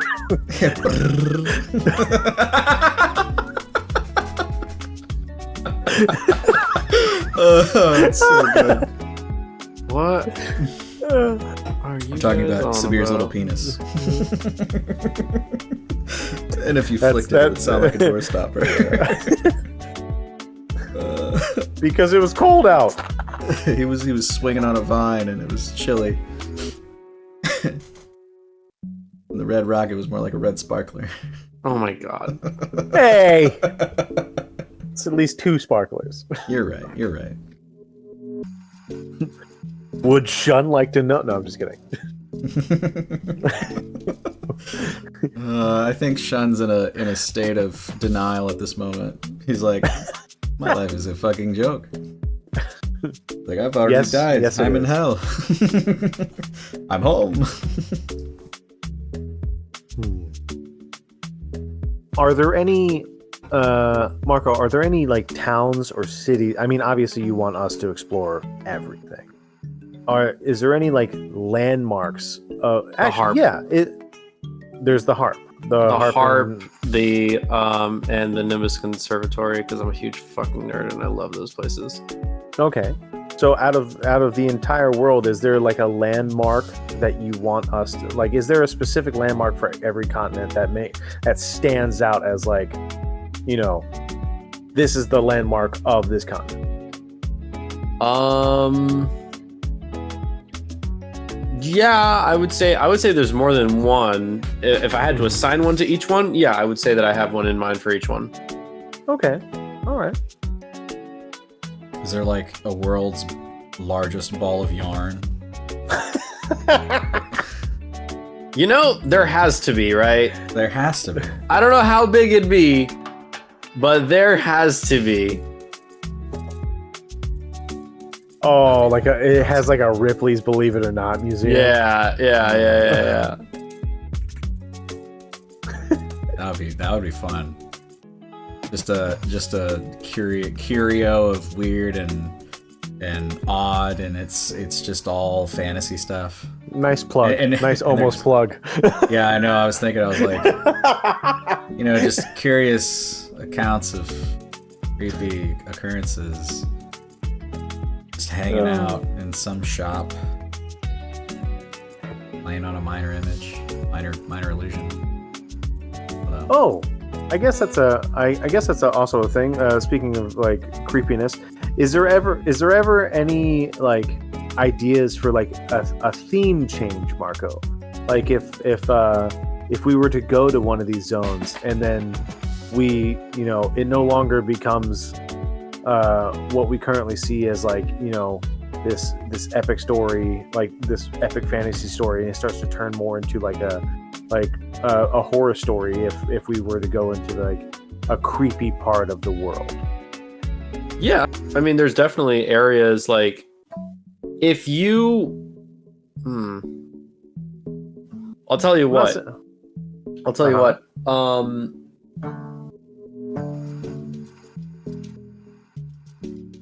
Sorry, I'm seeing what Bird Strike wrote. I've been laughing so hard at this commentary and trying not to laugh when dogging into my table. It's nice. There's definitely areas. So, okay. If you go into the Blightland again, because you guys were just kind of like on the edge of the Blightland, right? Is where all that was. You go deeper into the Blightland, you're going to see more horror, more creepy. If you go see Aunt Liz, that's a whole other thing. If you go into Zimnis, some of the cities in Zimnis are kind of like, you'll get kind of like that Slavic horror feel, like Baba Yaga type stuff, like what Slavic horror folktales are kind of like. If you go to Konyawareki, there's going to be a lot more. You're going to learn a little bit about like Latin American, native Latin American cultures, and like their horror stories. You go to like one of the archipelagos between Alkut and Konyawareki, that's like going to be pirate high adventures, high octane theme. If you want like classic samurai movie, like from 1950s, 1960s samurai movie, you go to Senshi.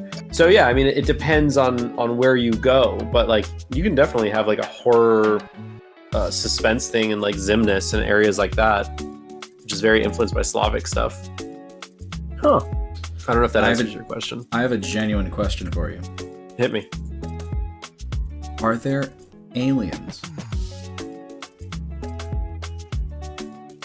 Are there aliens in Teslam? I don't know. How's the X-Files theme song go? Can't remember the X-Files theme song. Da, da, da, da, da, da.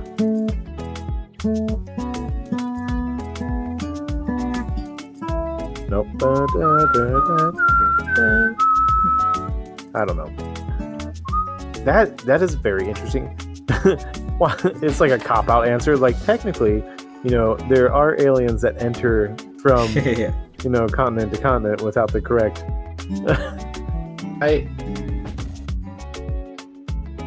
I'm gonna say I can neither confirm nor deny the existence of aliens in Teslam. Wow, what a governmental answer. I really want to use these gloves, but I can't because there's no such thing as nitrile gloves in Teslam. Matt, we should organize a raid on the harp. You guys are gonna try to raid the harp? Let's You mean go. you haven't already Let's been planning it? fucking go. Yeah, but I mean, like, so that way we can get to the bottom of the secrets and like, we know that they're hiding aliens in the harp. We're going to organize it. We're all going. I mean, they can't stop all of us. Yeah, they can't stop. We're gonna go to Senshi, learn how to run fast. So it turns out, the farther back you get with your. Oh my god, I'm disappearing. See, look, I'm in Saint-Chi. Yeah, You're in yeah. Saint-Chi. Look, He's running so fast, he's invisible right now. It's all about form. I just got back, guys. I learned how to run. Okay. You got to throw your arms back. So you're saying if we go to Senshi, we learn how to run fast, like super fast. Yeah. Where our Gotta go arms fast. can't even keep up in front of us. They're just flailing behind us. And we get real low. There's a chance of us being able to raid the harp. Oh, I think our chances go up from 0% to at least 15. Now, again, It's a numbers Every- game at that point. every time we have 100 more people, that is another 25% chance on top of that. Minimum. So I mean, yeah. So if we had 300 people, which I think we could do. If we had 300 people, we could absolutely. Sorry, there was some fuzz. We could absolutely get into that compound, that compound, and find all their secrets. Find where they're hiding the bodies. Where they're hiding the bodies.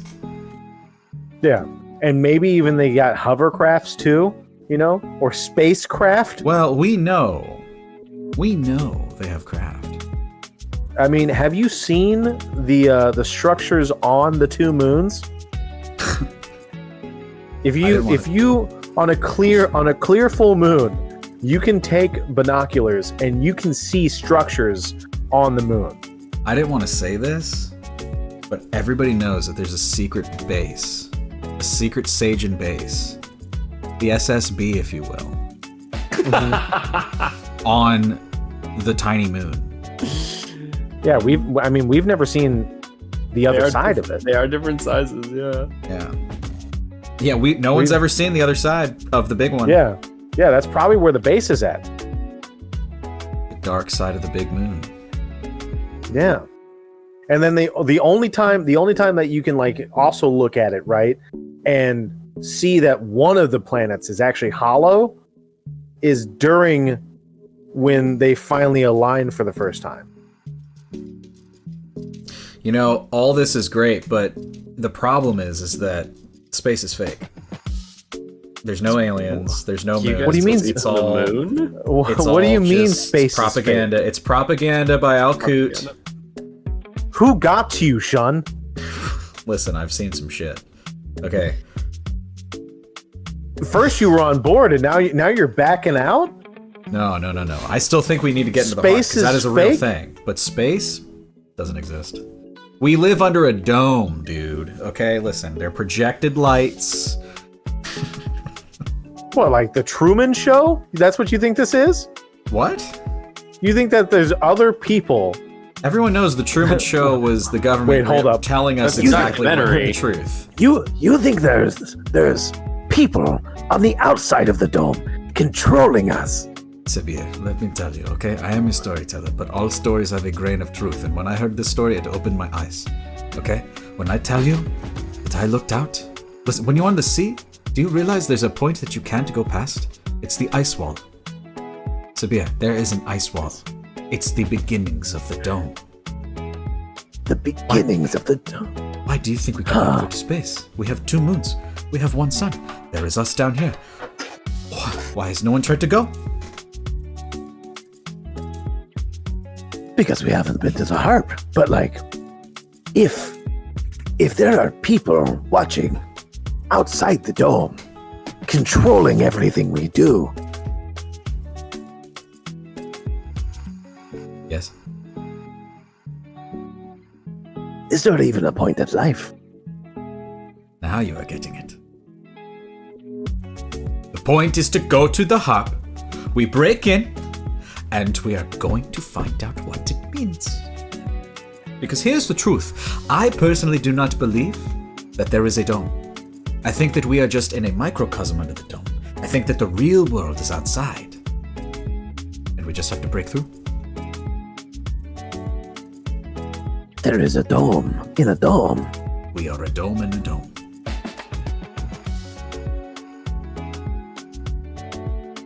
I realized you can't have a plunger. Yeah, you can. No, Get like a plungers don't exist, but maybe that can. Maybe Vacuums that's exist. get like a dried out kangaroo sack. And call it a day. You could make a cup that can bend. I mean, listen, again, you have Myrrh who has a machine gun. She's from the harp. Plastic doesn't exist. The harp can make plungers and they'll be rich. That's how they got their start. That's how they truly got their start. It's the plunger core, okay?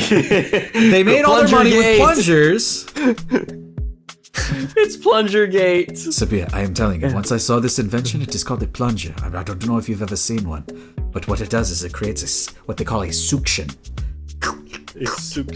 Suction. Okay, I am listening. Coombs. Coombs. Vacuums. Vacuums. Just when there is like pressure and no air, and it creates sticky vacuums for the suction. Huh. Like an octopus. Just like an octopus. Yes. Little suckers. Which, by Does the that way, mean that every general store is a front for the harp? now you are getting it. The brooms and the plungers, they are in on it. They Big made the broom, harp. big plunger, big general store. All right, I think I have Hagon complete. Heck yeah. So Hagon's a janitor.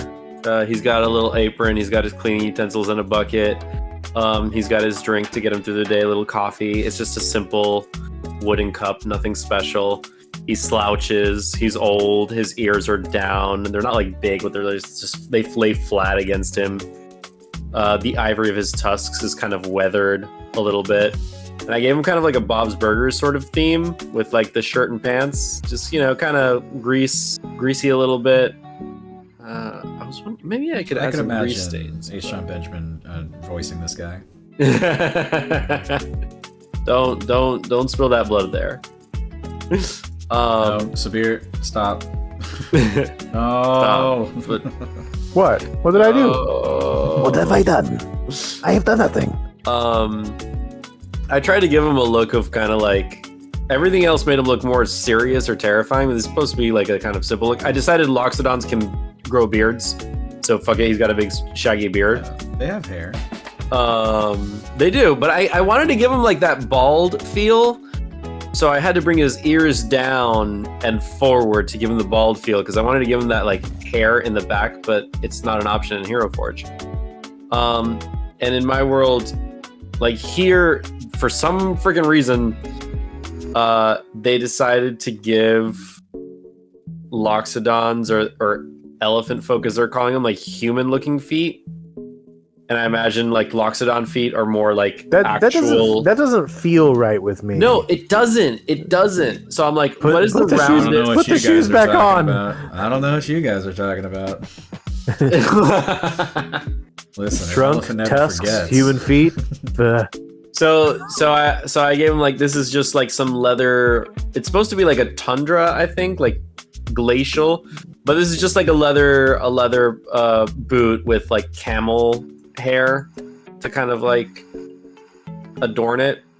And he uses this to kind of clean under places, because he can't bend over because he's old. So he kind of uses this to clean, to like reach in with his foot and kind of clean. And that's Hagon.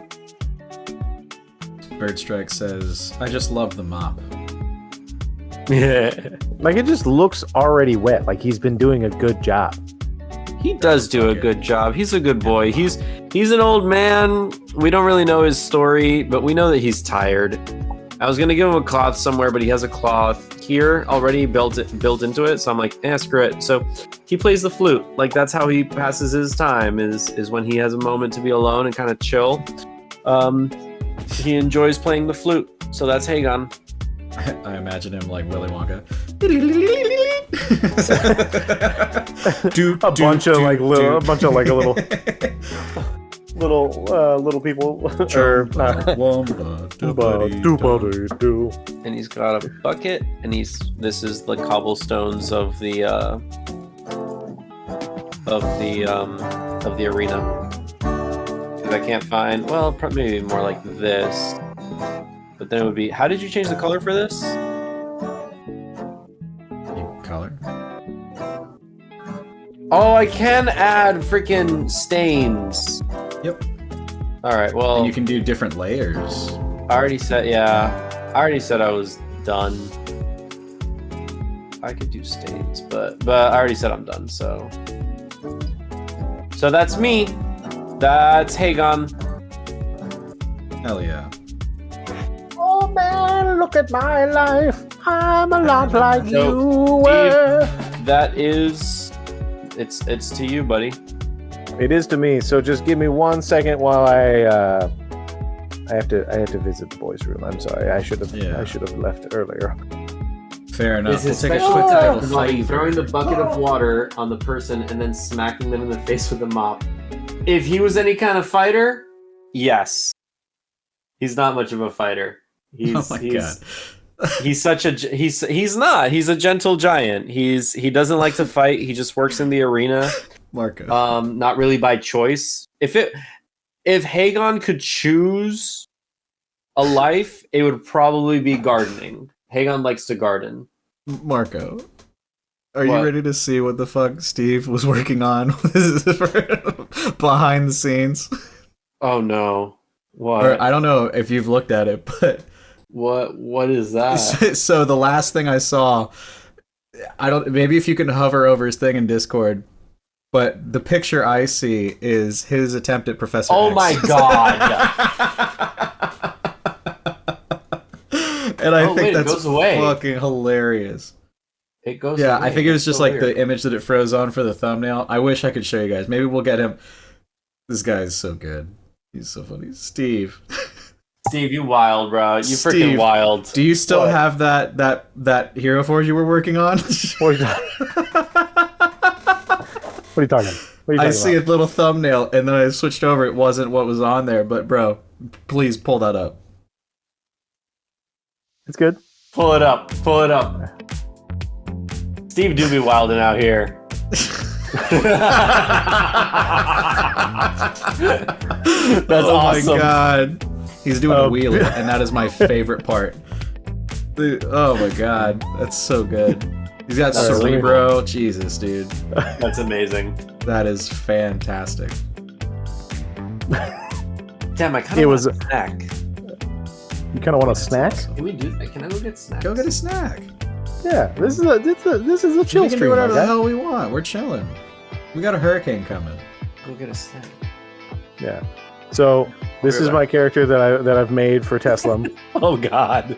Yeah. He only exists in the harp. He only exists in the harp because that's where Cerebro's at. Oh my god. I didn't even know. It's because it was feeding into you from the harp. Yeah. This that's the crazy thing is that I created this while we were talking about the Professor Xavier bit. Yeah, Yeah. I gathered. Yeah, but that's because doctors. What did I call him? What did I call this guy? Rename. I call it Dr. Xander. Oh my god. Dr. Xander was in the harp. In his Caribus. Beaming down knowledge to me. Oh, I'll be back. Okay. Bravo. While we wait for Marco to get his little snacky, why don't you play us a song? Or do you know who you're gonna do? I don't know who I'm gonna do. I thought that was up for. Do I? I kind of forgot. Do I just go for it, or do you guys give me a person? I mean, he can make suggestion, but Yeah. I feel like if you have one you want to do it. Spit out my pick. I have no idea where it was. Oh yeah, you spit it out. Like a real rock star. Oh, there it is. Okay.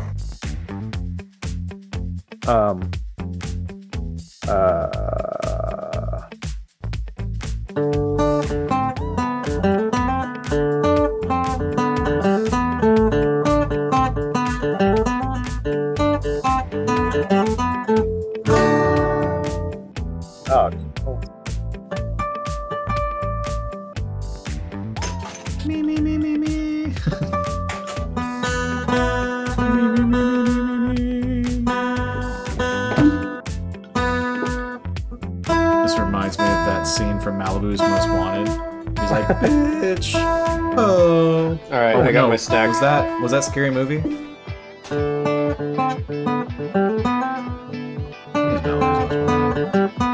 Have you decided on an NPC? I thought I was taking inspiration from you guys. But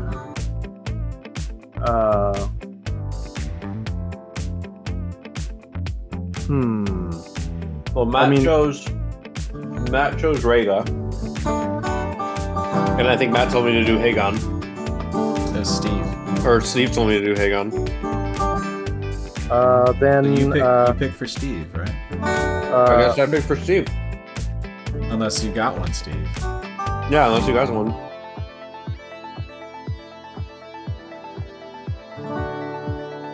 Mr. Snuggles. Go for it. Okay, But remember, you gotta make him look real nice. gotcha. All right. So, there I was, looking through this thing. He's a rat. A dirty rat. Rat bastard. You can make him a rat folk. It was either that or the goblins that were on the vehicle. A punk goblin? You want to do one of the anarchist goblins? Hell yeah. Make the punk goblin. Goblinoid or feral goblin? He's feral goblin. Yeah. But he looks so polite. Does he have a ponytail? Is that what makes him feral? Because he has a rat tail? Yeah. We're gonna change that. Let's see. Mustache. Yeah. Oh my God, he's Lemmy Kilmister. Yes. Jesus, mate. So you guys never got. That's where you just gotta talk like Lemmy always saying, "Where." I tell you how to play my game. Yeah. So you guys never got to you never got his name, the leader of the goblins. He's a punk rocker sort of goblin. I envision him with like spiked mohawks, but you can make any one of the anarchist goblins that you want. I thought we did get his name. His name was Dees. Goblin Dees. Goblin D's nuts. It's spelled. It's It's got a lot of like weird letters in there you wouldn't think. So not to spell with a you can G. you can make whoever you want of the goblins. You can do your own thing. But I'm looking for like his actual name. That looks right. Fuck. That goblin. A mohawk mullet, bro. He's like, Okay. I got back hair that I can style. It comes out my shirt. There he goes. Potkin Crop. Potkin Crop, Mr. We call Crop, him Pots. Crop with a K. Pot. Potkin Krop. That's the leader of the anarchists. What? Krop. Yeah. That's the leader of the anarchist goblins. Yeah. Move you guys over here. But you can make any of his crew. Any of his crew, okay. Let's see. Let's go with outfits and see what that looks like. I'm done. Oh, that's yep. That's That's him. Oh no! whoa. We're not that kind of stream. All right. Oh god. Oh jeez. Luchador goblin. Oh my god. A priest. Oh yeah. He's one of the village people. YMCA. Eldritch goblin. Fuck yes. Okay. Let's. Scuba goblin. I gotta put pants on him. Boom. There we go. All right. Sweet. Let's see here. That So mustache is killing me. it's staying. Yeah, I like the stash. Why? So Marco. Marco, if it's not too much, Why does his how did eyes the look so goblins far get a away? vehicle? Do you want to know the story? Yeah. So, they are thieves of thieves. The different citadels and fortresses and stuff have been receiving stuff from the harp for the Horizons mission to be better. You guys remember how Pugy was mind controlled by a tattoo earlier in like the first episode? Yes. So the Verdoran cult has a variety of different tools that they have at their disposal. They're very insidious that way. So they've been stealing materials. These goblins live in, like, they travel through the Blightland, through the Great Blight. And so they steal different parts, either from the Verdoran or from different citadels as well. And their big haul was this kind of like motor vehicle of some sort, but it turns out the roads aren't that great, and coming up with suspension systems that work in the terrain is really difficult for ground round travel like that. So nobody really used, like, cars don't exist because of that. That's why you have carriages, they can't go at those speeds. So the first prototype was kind of junked, and they were able to get that, and they just like souped it up from all the other parts. And they have an enslaved fire elemental in the engine. And they're just like, this is fucking cool, let's do this! And they just went and did it. Okay. Here's a follow-up question. Please. What are the tires made of? Oh yeah. You son of a bitch. Yes!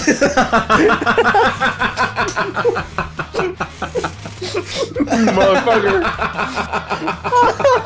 You had that plan, you had that lined up for a while, didn't you? Marco, do you remember when I said I play things out in my head over and over and Fucking over? dick.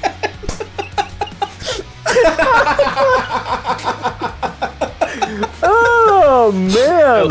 Actually, the tires are made of gum. Not the chewing gum that we know, but gum from barks of trees. So they just, that used to be, that's been chewed since caveman times. Yeah. So they just have that. And because of rolling through the Blightland and all the shitty stuff, it's not sticky. And everything in the Blightland is fucky wucky, so fuck you, there's plastic there. You motherfucker. How long have you been sitting on that? Oh, you know, since you said there's no rubber. Oh, we have somebody in the chat who's very curious about the giveaway. Oh, you're right. Starvey got? Starvey got. We held a 100 follower goal giveaway. We're going to do the drawing later. The prize is for the first 100 followers. One person will get a set of dice. The one subscriber will get a quest accepted tumbler and be extremely exclusive. It'll be one of only 6 at the time. Now it's 5, but it soon will be 6. Mm-hmm. Oh, this thing? This little tumbler thing? That little tumbler. Oh man, this is still right there. Let's go for no, I shouldn't cover up his mohawk, but what I should do is change his His face is killing me. He's a feral goblin. This is pretty accurate. I'm not gonna lie to you. When I imagined the punk goblins, this was as close as you could get. I mean, the hair on the back. Yeah, no, that's definitely Sam. That's the best. You know, listen, if you have that hairy of a back, you gotta lean into it. All right, you gotta either do some kind of like manscaping and make it fun. Or speaking of Manscaped, you know, this stream is brought to you by. No, one day. One day. All right, I'm gonna put my ice cream back in the freezer. Wait, what flavor? Wait, I'm gonna guess French vanilla. Nope. Damn. Fuck you. Hey. I do love French vanilla. I do fucking love French vanilla, but this is chocolate chip cookie dough. Equally as basic. Nice. What brand? Haagen-Dazs. I have 2 pints of Haagen-Dazs in my fridge. One of them is cookie dough, and the other one is raspberry white chocolate truffle. I'm not a raspberry fan. It's pretty freaking stellar. I'm a big fan. I'll be back. I'm not showing the brand on screen because we're not sponsored by them. Yeah. Sponsor us, ice creams. Show your brand while we hork it down. This is so crazy, man. Yeah, oh my god. Rush to your nearest Publix and or Safeway. Alright, so I think Oh my god. Is he on fire or is that fire coming out of his jetpack? that's fire coming out of the exhaust. a little bit. Exhaust ports. Well, because they have like the fire snakes, you know, like yeah. And, Oh my god, he's got fire on his back? yeah, he's got fire snakes. But like when you first said that, my brain went to like what I call fire snakes, which is basically just a Painful night shit. after, a night after Taco Bell. Yeah, I was just about to say. Short blade. Bird Strike, we would love to hear your fun fact about you and ice cream. You hate Nope. ice cream? You hate ice cream? Okay. Gelato? You frozen yogurt? Sorbet? Shaved ice? Any cold? Ice cubes? Why do you hate ice cream? What is it about ice cream Who hurt that you? Wow. Is it because it's cold? Do you have like sensitive teeth? Are you lactose intolerant? That could be one. Shaved ice? Did Starvey Got follow us? Because we have 102 followers. Perhaps. Oh, Did we get another follow? it's at 102 now. Starvey Got followed us. Yay! Hey, Thank you, for Starvey saying- Got. I didn't Didn't even any- see it. Why It didn't show up. It didn't show up, didn't it? We missed Oh, Can I make it go again? I think I can. Here, 1 it. second. Thank you, Starvey Got. Appreciate that. The Event. wheels, the tires are made out of a mesh metal, like the rovers on Mars. Wow, what a save. I'm glad you took the time to hash that one out. I genuinely important. am. It's extremely important. I needed to know. Mochi, Because if we it's don't not have frozen. pens, but we have rubber tires, like, oof. I'm boycotting. We don't have pens. I know, that's what I said. If we don't have pens, but we have rubber tires, I'm gonna be mad. Yeah, exactly. Yeah. Oh, gotcha. Guys, we're at 102 followers. There we go. How wild We- is that? And It's pretty great. Pretty wild. It's so wild. It's awesome. Be careful where you're doing that. I know. Oh, I'm well aware, sir. We just got 102 followers. Oh my god. Don't get that excited. Oh, you just wait. I can do his ears? You can do anything with the power of Yeah, you can change. What I realized like how much you can Oh, change. wait. You can, if you click that link button, you can unlink the ears. So he can have one up and one down. Oh. Yeah.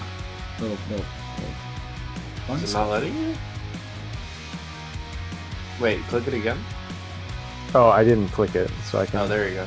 I mean, up to you. Like, you can do whatever you want. He has no ear. He's missing an ear. He has no ear. He has one ear. He's got half an ear. Yeah, I wanted to cut off one of the tusks, but I didn't know how to. Like, it didn't give me the option to have one of the tusks cut off. Because I don't think. I think it's either. Is it either both or none? there's no variation. They're both the same. They give you three Now, different there's- lengths. There's a new thing. If you look below stage, called Kit Bash that I saw that they added, and I want to try it. Yeah, you got to pay but for I the pro think, for like- it. Oh, that's good.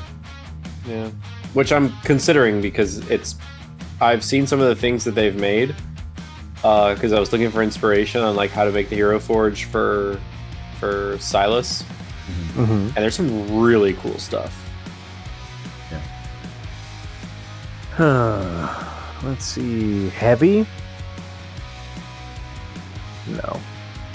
The thought crossed his mind as he saw the automatic flamethrower. Let's just. Sorry. That's something he would use if he had access to it. I mean, it would make sense for like the exhaust modern flamethrower. So jet The propulsion. fire no. spitter. He's Fred, Goblin version. Who's Fred?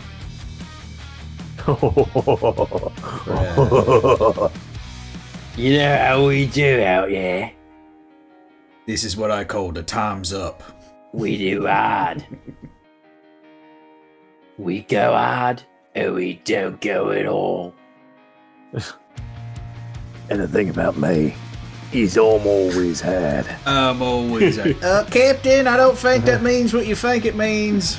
I think it means exactly what I think it means. Okay. Captain's always hard, boys, you hear him. That's right. Oh, man. Yeah, you guys never got his name, but I love this guy so much and his crew. If you look like this, I'd love him too. I would have said, let's keep you instead of Murr. Hey! Murr's a sweet he's got girl. a flamethrower, you got a flamethrower. Muzzle flash? So it's like active. Blast? Yeah. You gotta angle the gun up a little bit. Just give me a second. I'm sorry. I got a backseat forger here. My bad. That's on me. Okay. I'm just gonna. Okay. And then Control Z. There we go. If you do the rotator. Yeah, I want to have it on the ground though, because he has a hand on his dagger, so he's not going to be using a two-handed flamethrower. You know what would be so cool is if you could use like 2 different arm sizes. That would be sick. Like the from the League of Extraordinary Gentlemen. Yeah, where he's like turning. He's, Dr. Jekyll. yeah, Yeah, that is for that movie.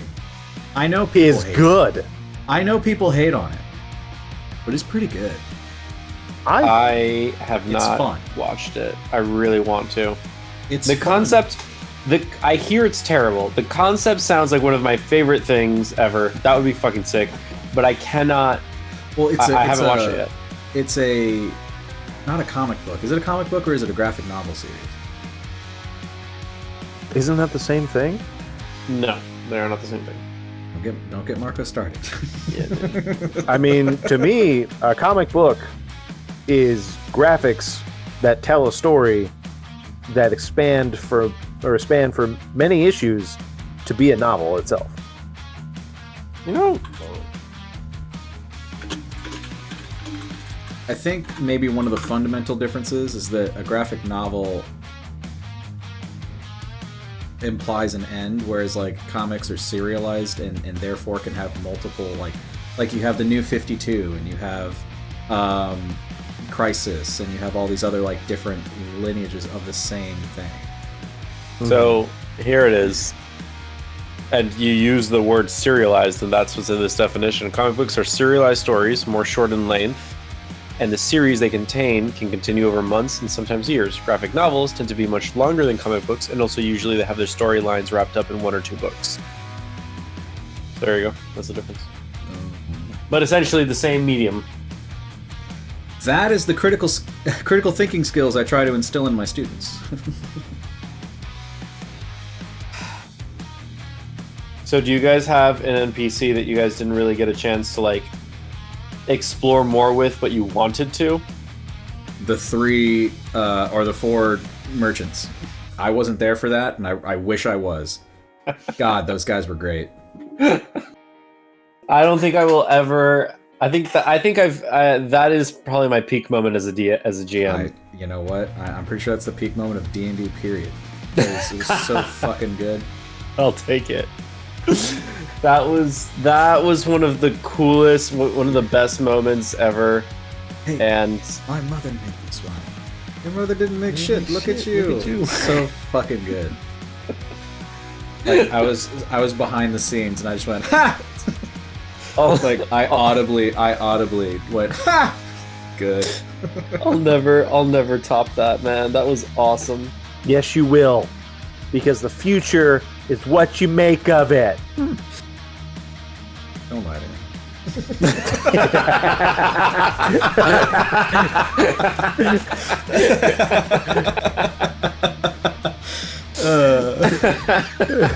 Don't do that to him. No. Oh God. I have faith. Because you gotta have faith. Oh man, that was really great. Birdstrike, who's Fred? Yeah, I gotta know. I've asked. I wanna know what love is. Twitch crashed. Okay, That's no bueno. gamer girl, we're good. Huh. You just hit that refresh button, geeky gamer girl. No. No, not yet. No, you haven't missed it. We're doing it after Steve has presented his work of art. Present them. You go up to the class. Did you say, present them?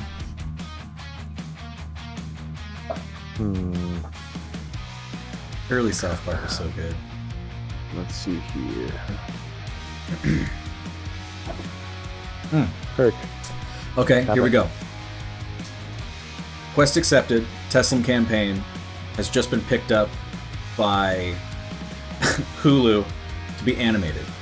What animation style do you see it being in? Ooh. Bob's Burgers. I'm kidding. I'm joking. Honestly. Honestly, it's kind of hard to beat the newest versions of how DC has been doing their animations. I think. Oh yeah. Yeah, like the newer like Batman and stuff. Studio Ghibli? Oh, Studio Ghibli would be awesome. Studio Ghibli would take forever. Disenchanted. I can see that for something different. I don't know. I meant George. Sorry, I confused the twins. From Harry Potter. Gotcha. But they're twins. But they're twins. They're twins, Basil. Twins. Twins, Basil. Twins. I don't know. I think that's. Yeah, Warner Brothers has done some really good work with DC animation recently, like the Young Justice style animation is what comes to mind immediately. Why? What do you guys think? You ever seen Gurren Lagann? Spell it. GURRENLAGANN.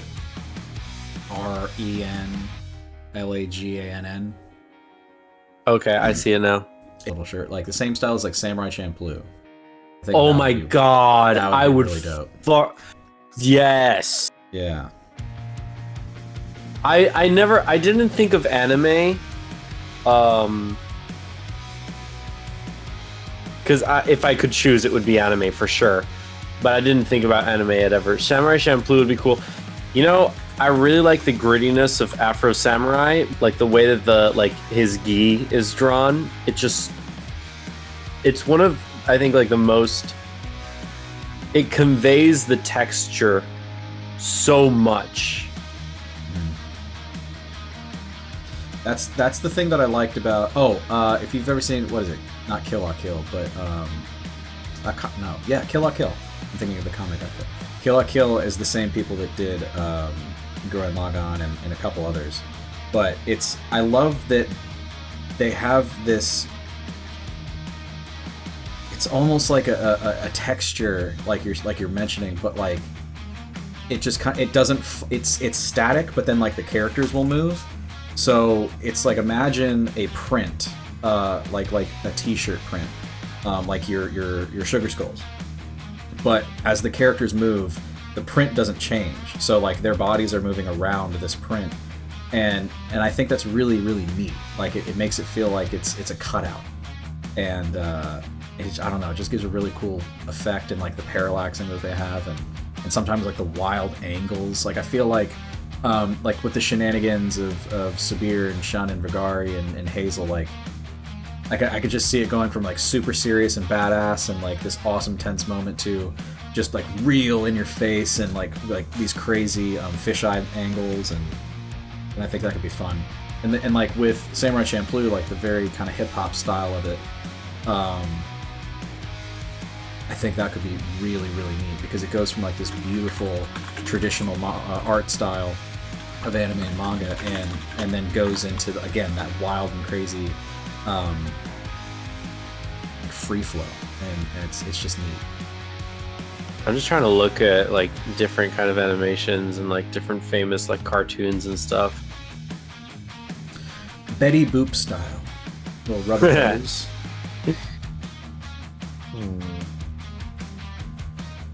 I was thinking about like the 90s X-Men and Spider-Man.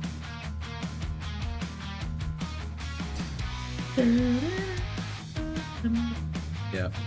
Yeah, Spider-Man the animated series. Spider-Man. Radioactive Spider-Man. I mean, I would love to see like all the characters depicted in like every style, like Adventure Time style. Like I would just like to see the depictions, period, you know? Yeah. Yeah. I For kind you of artists like out cell there, shaded. cell shaded. Yeah. Cell shaded? Yeah. Careful, Steve. We can see your Oh. Whoop. Good thing I haven't searched up. Cell shaded in a while. Rule 34 cell. Oh my god. Yo, Rule 34 cell though? You Out can't of stream my everybody- incognito browser, right? Let's just say we'll be putting the Nito in. And cancel. Oh, you know what would be sick? The Borderlands style would be awesome. That's what I meant. That's like the cell shaded type thing. Yeah, I was going through like what cell shaded is, and I'm like, yeah, like that.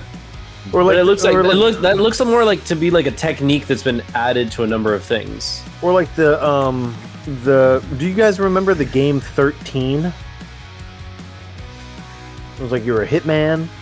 But Yes. like that's cell shaded. That kind of cell shaded, where it almost looks like Sin City-ish, but with color. Oh, that's very your style. Yeah, this is like Tales of the Borderlands. Well, yeah, no, like Borderlands. Or what's the one where you're Bigby Wolf, which is that one, it's like it's a video game. It's a video game. What is it? The Wolf Among Us. Speaking of Among Us, did you know on October 16th at 7 p.m. you can join us for a community game night where we play Among Us? Come on down. Be a little crew member. You know, help us out. Save. Oh my God! What's that? Wait. Can you put that up again? That's nope. Oh, That's Blue my Eye Samurai NPC. was sick. That's your NPC. That's my NPC. Among Us. Pot can all goblins look like the Among Us characters. Whoa. You right. That's really hardcore. Hardcore. If you're not hardcore, and as you live hardcore, but the legend of the round was too hardcore. Let's put this man in heel. Schneebly. Mr. Simpson style Futurama. Well, that was like my biggest dream. That's one of the things. Like when we were starting this whole thing, Matt was like, "What's your like big dream?" And I'm like, "I just want art. I just want people to be excited about it and make art. That's like my big dream." I remember there was a note that Marco made. It's like, "Hey, just don't tell people how much I want the fan art." Yeah, I did say that. I was like, "All right, we won't mention it." Well, now here I am mentioning it. Well, we're talking about art styles, and I'm like, yeah, I would love. I really just want to see like. I don't know if I think it'd just be cool because like watching Critical Role, you see like those like so many people making the art because they love it so much, and just like seeing the amazing art that gets created out there, which is absolutely like beautiful. I could spend hours watching different artist styles, and like their depictions of like scenes from the campaign. It's one of my favorite parts, and I'm like, fuck, that'd be so cool to do with like. To have that experience for my friends and me and all that. That'd be really, really neat.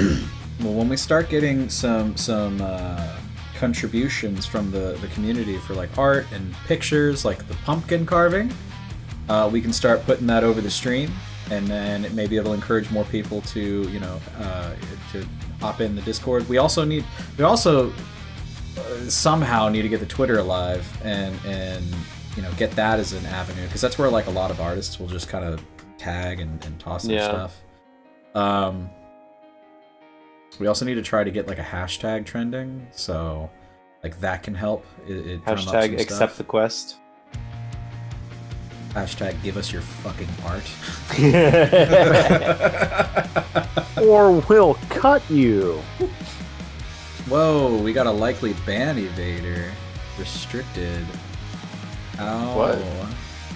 What? Someone was asking. Banning. You are banned. Somebody's banned? Yeah, we're banning. We're banning somebody? Yeah, they were like, "Want to see her naked?" and gave a link. Don't be putting naughty links in our chat. No, that's not okay. Messed up. But good ban. Good on Twitch for not tossing that out there. So, I mean, what's the harm in like clicking it and opening up, right? I mean, like maybe we're supporting her. Like you could support Quest Accepted by going to Gamer Grind Co. and getting yourself some coffee. That'd be neat. That would be neat. You don't even have to, click on a shady link. It's a tried and true and tested link. And if you don't like coffee, like I'm not much of a coffee drinker, they do have cool merch. They do. Deviant art. Oh my god. Yeah. Yeah. DeviantArt's been around for a very long time. There's all sorts of cool stuff there. That's true. Yeah, I think this is it. I think this is Potkin. You think that's Potkin? I think he looks like a Potkin. Yeah. I like it. I like it a lot. He looks way better than I could have imagined. I think the flamethrower detaches from the vehicle. Fuck yeah. Like it's one of the exhaust ports. I was just about to say, what if it's like the exhaust? And he just goes, "You're coming with me." And like on his back is like a miniature gas tank to fuel it. He just Oh my I God, love that dope. so much. Just whoop, he's got silver hands now. That's Yeah. That's fucking him. That's awesome. So yeah. That's my guy and I'm sticking to it. Save it. Oh, whoops. Don't lose him. Because that's Save. freaking awesome. Yeah. And then I was also going to try to see about like playing with is it stage? Oh, I mean I can put him on a motorcycle, but motorcycle? Oh my God. extra. Read all about it. Oh, Yeah. Making it like heavy metal. Giving him a No. Let's see here. Let's see. Now, how do I? Oh, main and then extra. you And showed your then Chinese coworker Yang. Oh, you showed it. Gotcha. Yeah, he does look like he's gonna kill someone. Cause you don't fuck around, you say. Is there a way I can pose? Like spin?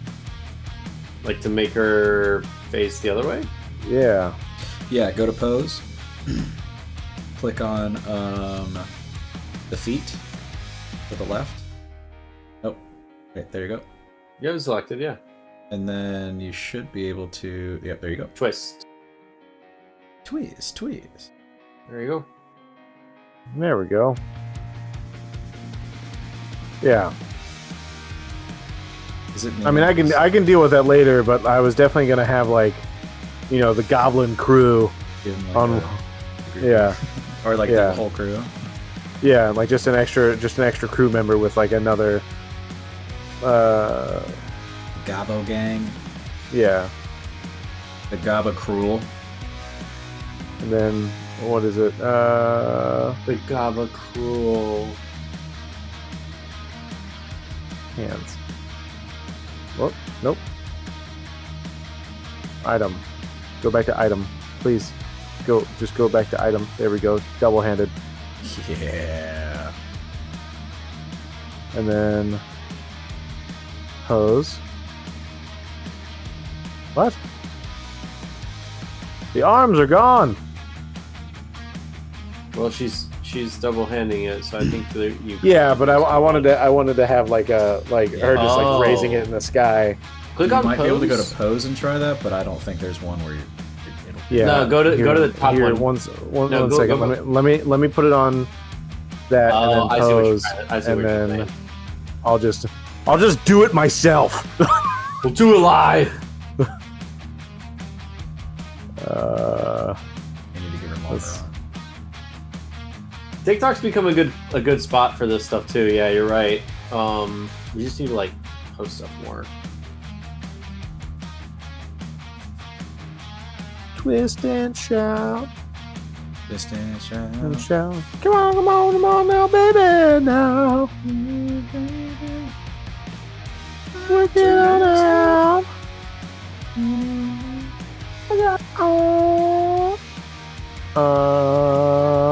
Oh, I just got a notification. We sing way too good and they're banning us.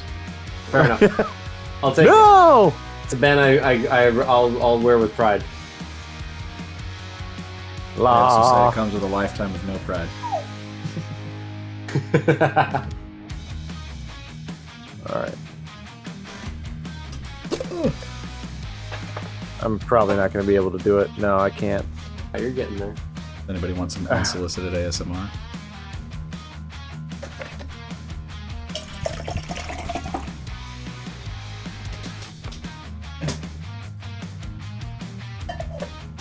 Where's the... Oh my god. There we go. That's pretty badass. Right, and then if... Nope, other arm. And then if I go up, and then hand twist,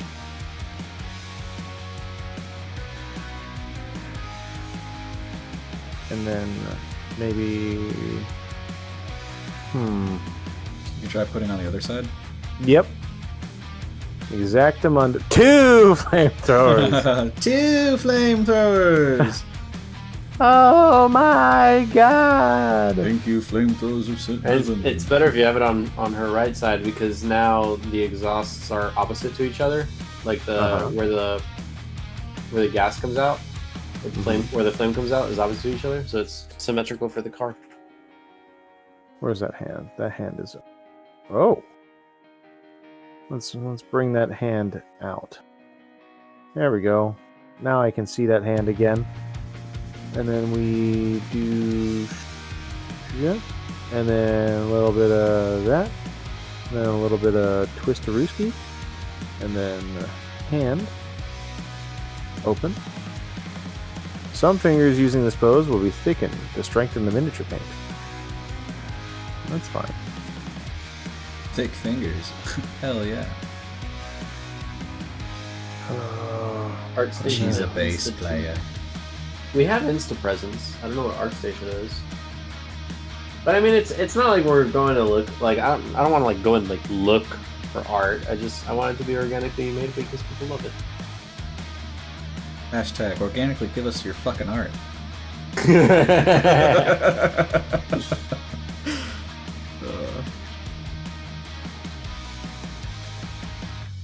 I just want to say, whoever thought of this website, and like, this is awesome. And they add stuff like All every the week. time. Yeah. So good. They're constantly like updating the meshes and making them better, and like the techniques to print them out are getting so good. It's like they can make things smaller and smaller and smaller. Awesome. What are we using right now to create these characters? This is HeroForge. HeroForge is a free website. Well, it has premium options, but it's a website where you can go on and you can make miniatures. Then you can pay to get the STL files. You can pay to get them actually shipped to you. You can get them from basic gray to painted and colored like plastics. It's fantastic. So it's a great site. And then all the art that you make, you just get to kind of keep without, in different files and stuff. But I mean, they're fantastic. They're all over the place, but they make some high quality stuff. This is like just so much fun. And then on top of that, after you make these, you can, like I said, download those STL files or like have them exported out. So if you do a VTT, a virtual tabletop, you can import your characters and everything and have them ready to go for any kind of maps that you make. So it's just amazing. And we've been on here for almost 3 hours now. Yeah. And we didn't start until like 30 minutes into the stream, and we've taken our time, and like you can see what amazing stuff you can make in just a few minutes, and seeing all the techniques and how the software is used. Like you can make some pretty cool shit. Marco, if there was one thing you had to tell people about Tesla right now, only one thing, what would it be? The winged riders will ride again. Yeah? And tell us about the winged riders. Actually, it's pretty cool. We just came up. I just kind of figured out the mechanism / mechanic as to how the bonds form. So, winged riders are basically.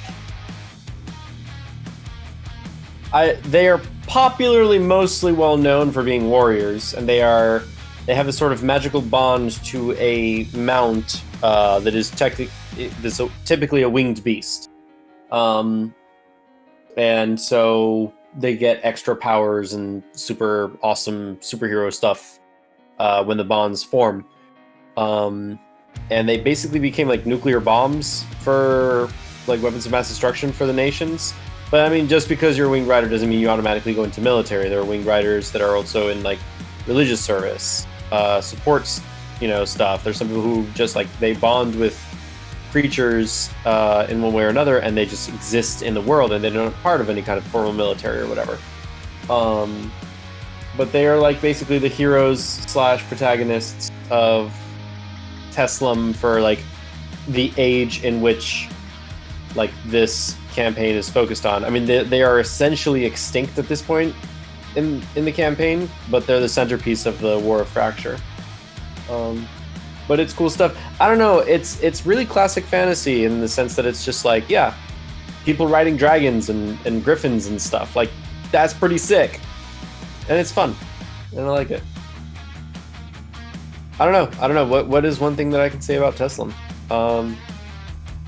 It's a rich tapestry of all sorts of cultures and worlds, and it's I attempt to make it an homage to fantasy storytelling and real histories of humankind, and that's why I like the term mortal kind, because it's more than just humans in the world. I really like that term. I don't know. There's so much to say about Tesla. There's so much to say about this passion project. And like honestly, I'm like amazed that we're doing this. Like the fact that this is all happening is fucking mind blowing. And I've had this idea for years, and it wasn't until Matt came on board that he's like, "Oh, you want to do this? Okay, it's happening." And I'm like, "Wait, what?" And he's like, "Yeah, we're gonna make it happen." I'm like, what do you mean? It's like, we're gonna do it. I'm like, but I don't know. And he's like, "Yes, you do. You're gonna do it. Here we go." Here we go now.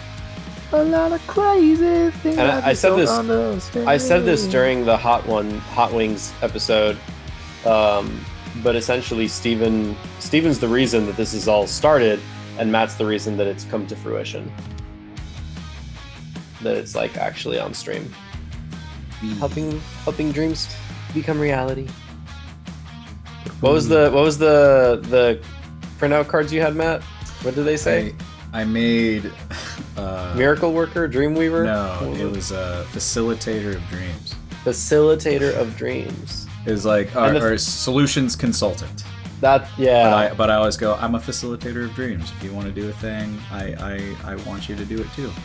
I love passionate people, and I love people that show off their passions, and so I do what I can. And that's why we're here. That's why we have 102 followers. That's why we have a video on YouTube with 1,000 views. That's why we are doing, you guys have stuck around here tonight. Right, and we have a great community. And what we have, like the idea that Steve just made 2 NPCs that have been in the campaign, they were in the campaign for like half a session or whatever. And like that's the goblin people that rescued you guys with Pugie from the Blightland. That's them.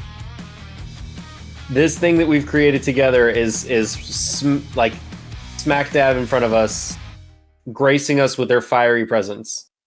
Yeah, you thought about it for 1,000 times, and now we're doing it. Holy Boom. shit! This is amazing. There we go. Okay, I will be back once again for. Come here, Herc. Bring out the Herc. Hercules. Let's get some Hercs in the chat. Hercs in the chat.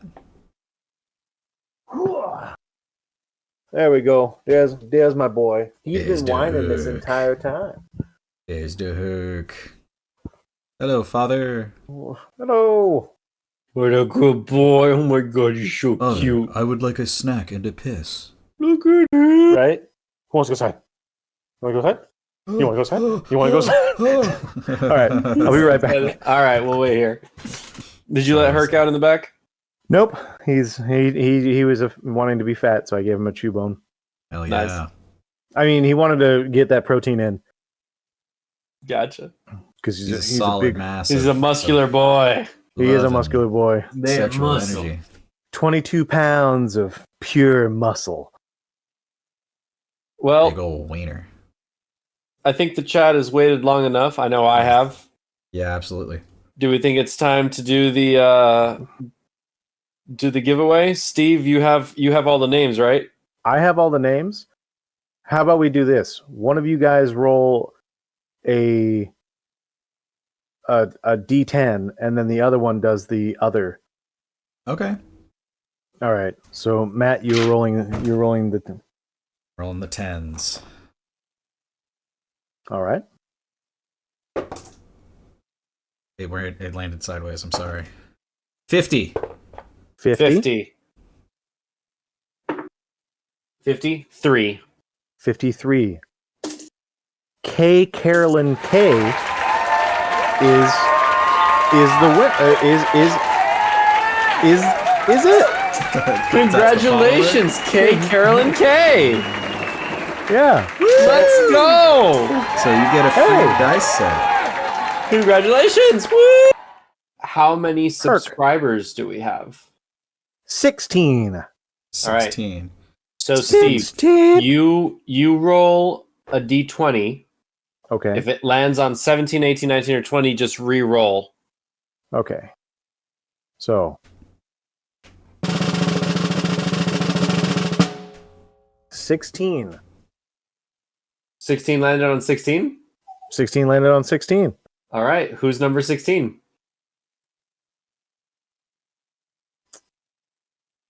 It begins with a B. Does it really? And it does begin with a B. No way. Does it? Yes way. E? No way. It ends with an E. Wow. I'm not. I'm just gonna say, it's crazy how things take flight. Cause Bird Strike, you won. Bird Strike, you won the tumbler. That is a Cinderella story if I've ever heard one. That's amazing. That's That is amazing. incredible. I'm sorry. Are you sobbing at work? Just be careful. Don't make people think at work that you got hurt. No. Oh. Wait. And let's see if I just want to prove it. Boom. Look at that. Look at that. Hell yeah. Yes! We did it! We did a giveaway! Incredible. Congratulations, Bird Strike. Our Well first deserved. giveaway. We got some dice going out. We got a cup going out. Exclusive. One of 6 people. That's wild. Well, hell yeah! So Carolyn, Hell yeah. Carolyn K, and Bird Strike, you are our winners.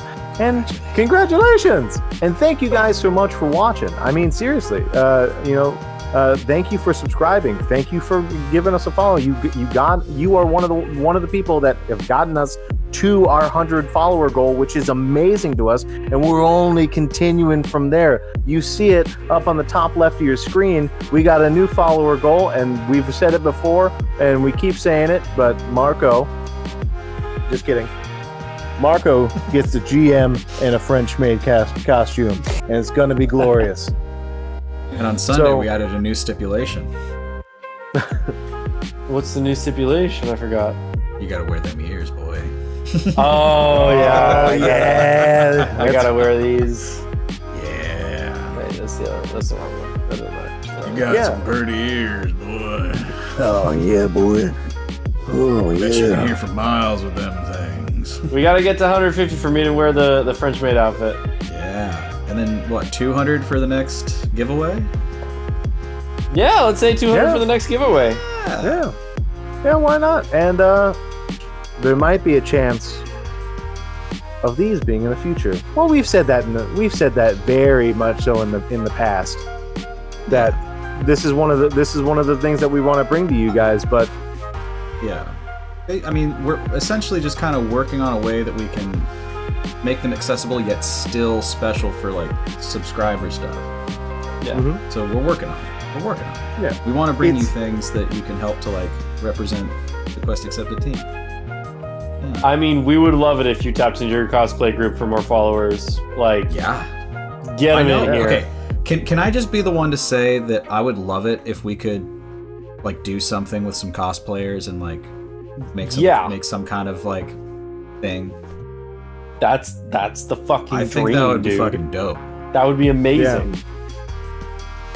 get to cosplay as a little lion man. I see a little lion man before. Geeky Gamer Girl, we will. We leave know it that to we have you. a liaison. Let's go. We will make this happen. Now I don't know. We might not hear back from Bird Strike for a week, so we might have to do this again. Yeah, we might not. It's a little dicey. That'd It's be a almost like shame. Bird is never there. What? Pun hurt. I love puns. That one hurt me. Which one? A little That was dicey. that was critical damage. Oh, I didn't even know I did that. Yeah, I didn't even know that I did that. I'm serious. Bird Strike. I just meant it's dicey. Like there's a chance of Bird not showing up or not. But you know what? I'll take it. That's fair. That's fair. I can't hand deliver it. There'll be a hand delivered tumbler. Kidnaps Bird Strike gets kidnapped. Bye. Steve, would you like to play us out with a song while we do our thing? Sure. Do we have anything else we need to go through? Stick into Sundays for Sunday Scaries. We're doing the campaign, 2 more episodes. Next episode's coming out Saturday. Community Adventure Day, Among Us. which is going to be on October the 16th. Pumpkin Carving Day, which is going to be Monday, October 28th. We're an affiliate of Gamer Grind Company, so click on the link, help support the channel, help support the stream. Go and just check out what they have. If you like coffee, great. If you don't like coffee, they have cool merch. And it'd be really great for Quest Accepted if you guys go ahead and do that. And then lastly, October 15th, go check out curious accounts of creepy occurrences from the You've Reached Somewhere production podcast. It's amazing. It's fun. It's creepy. It's silly. Go check them out. Thank you all so much.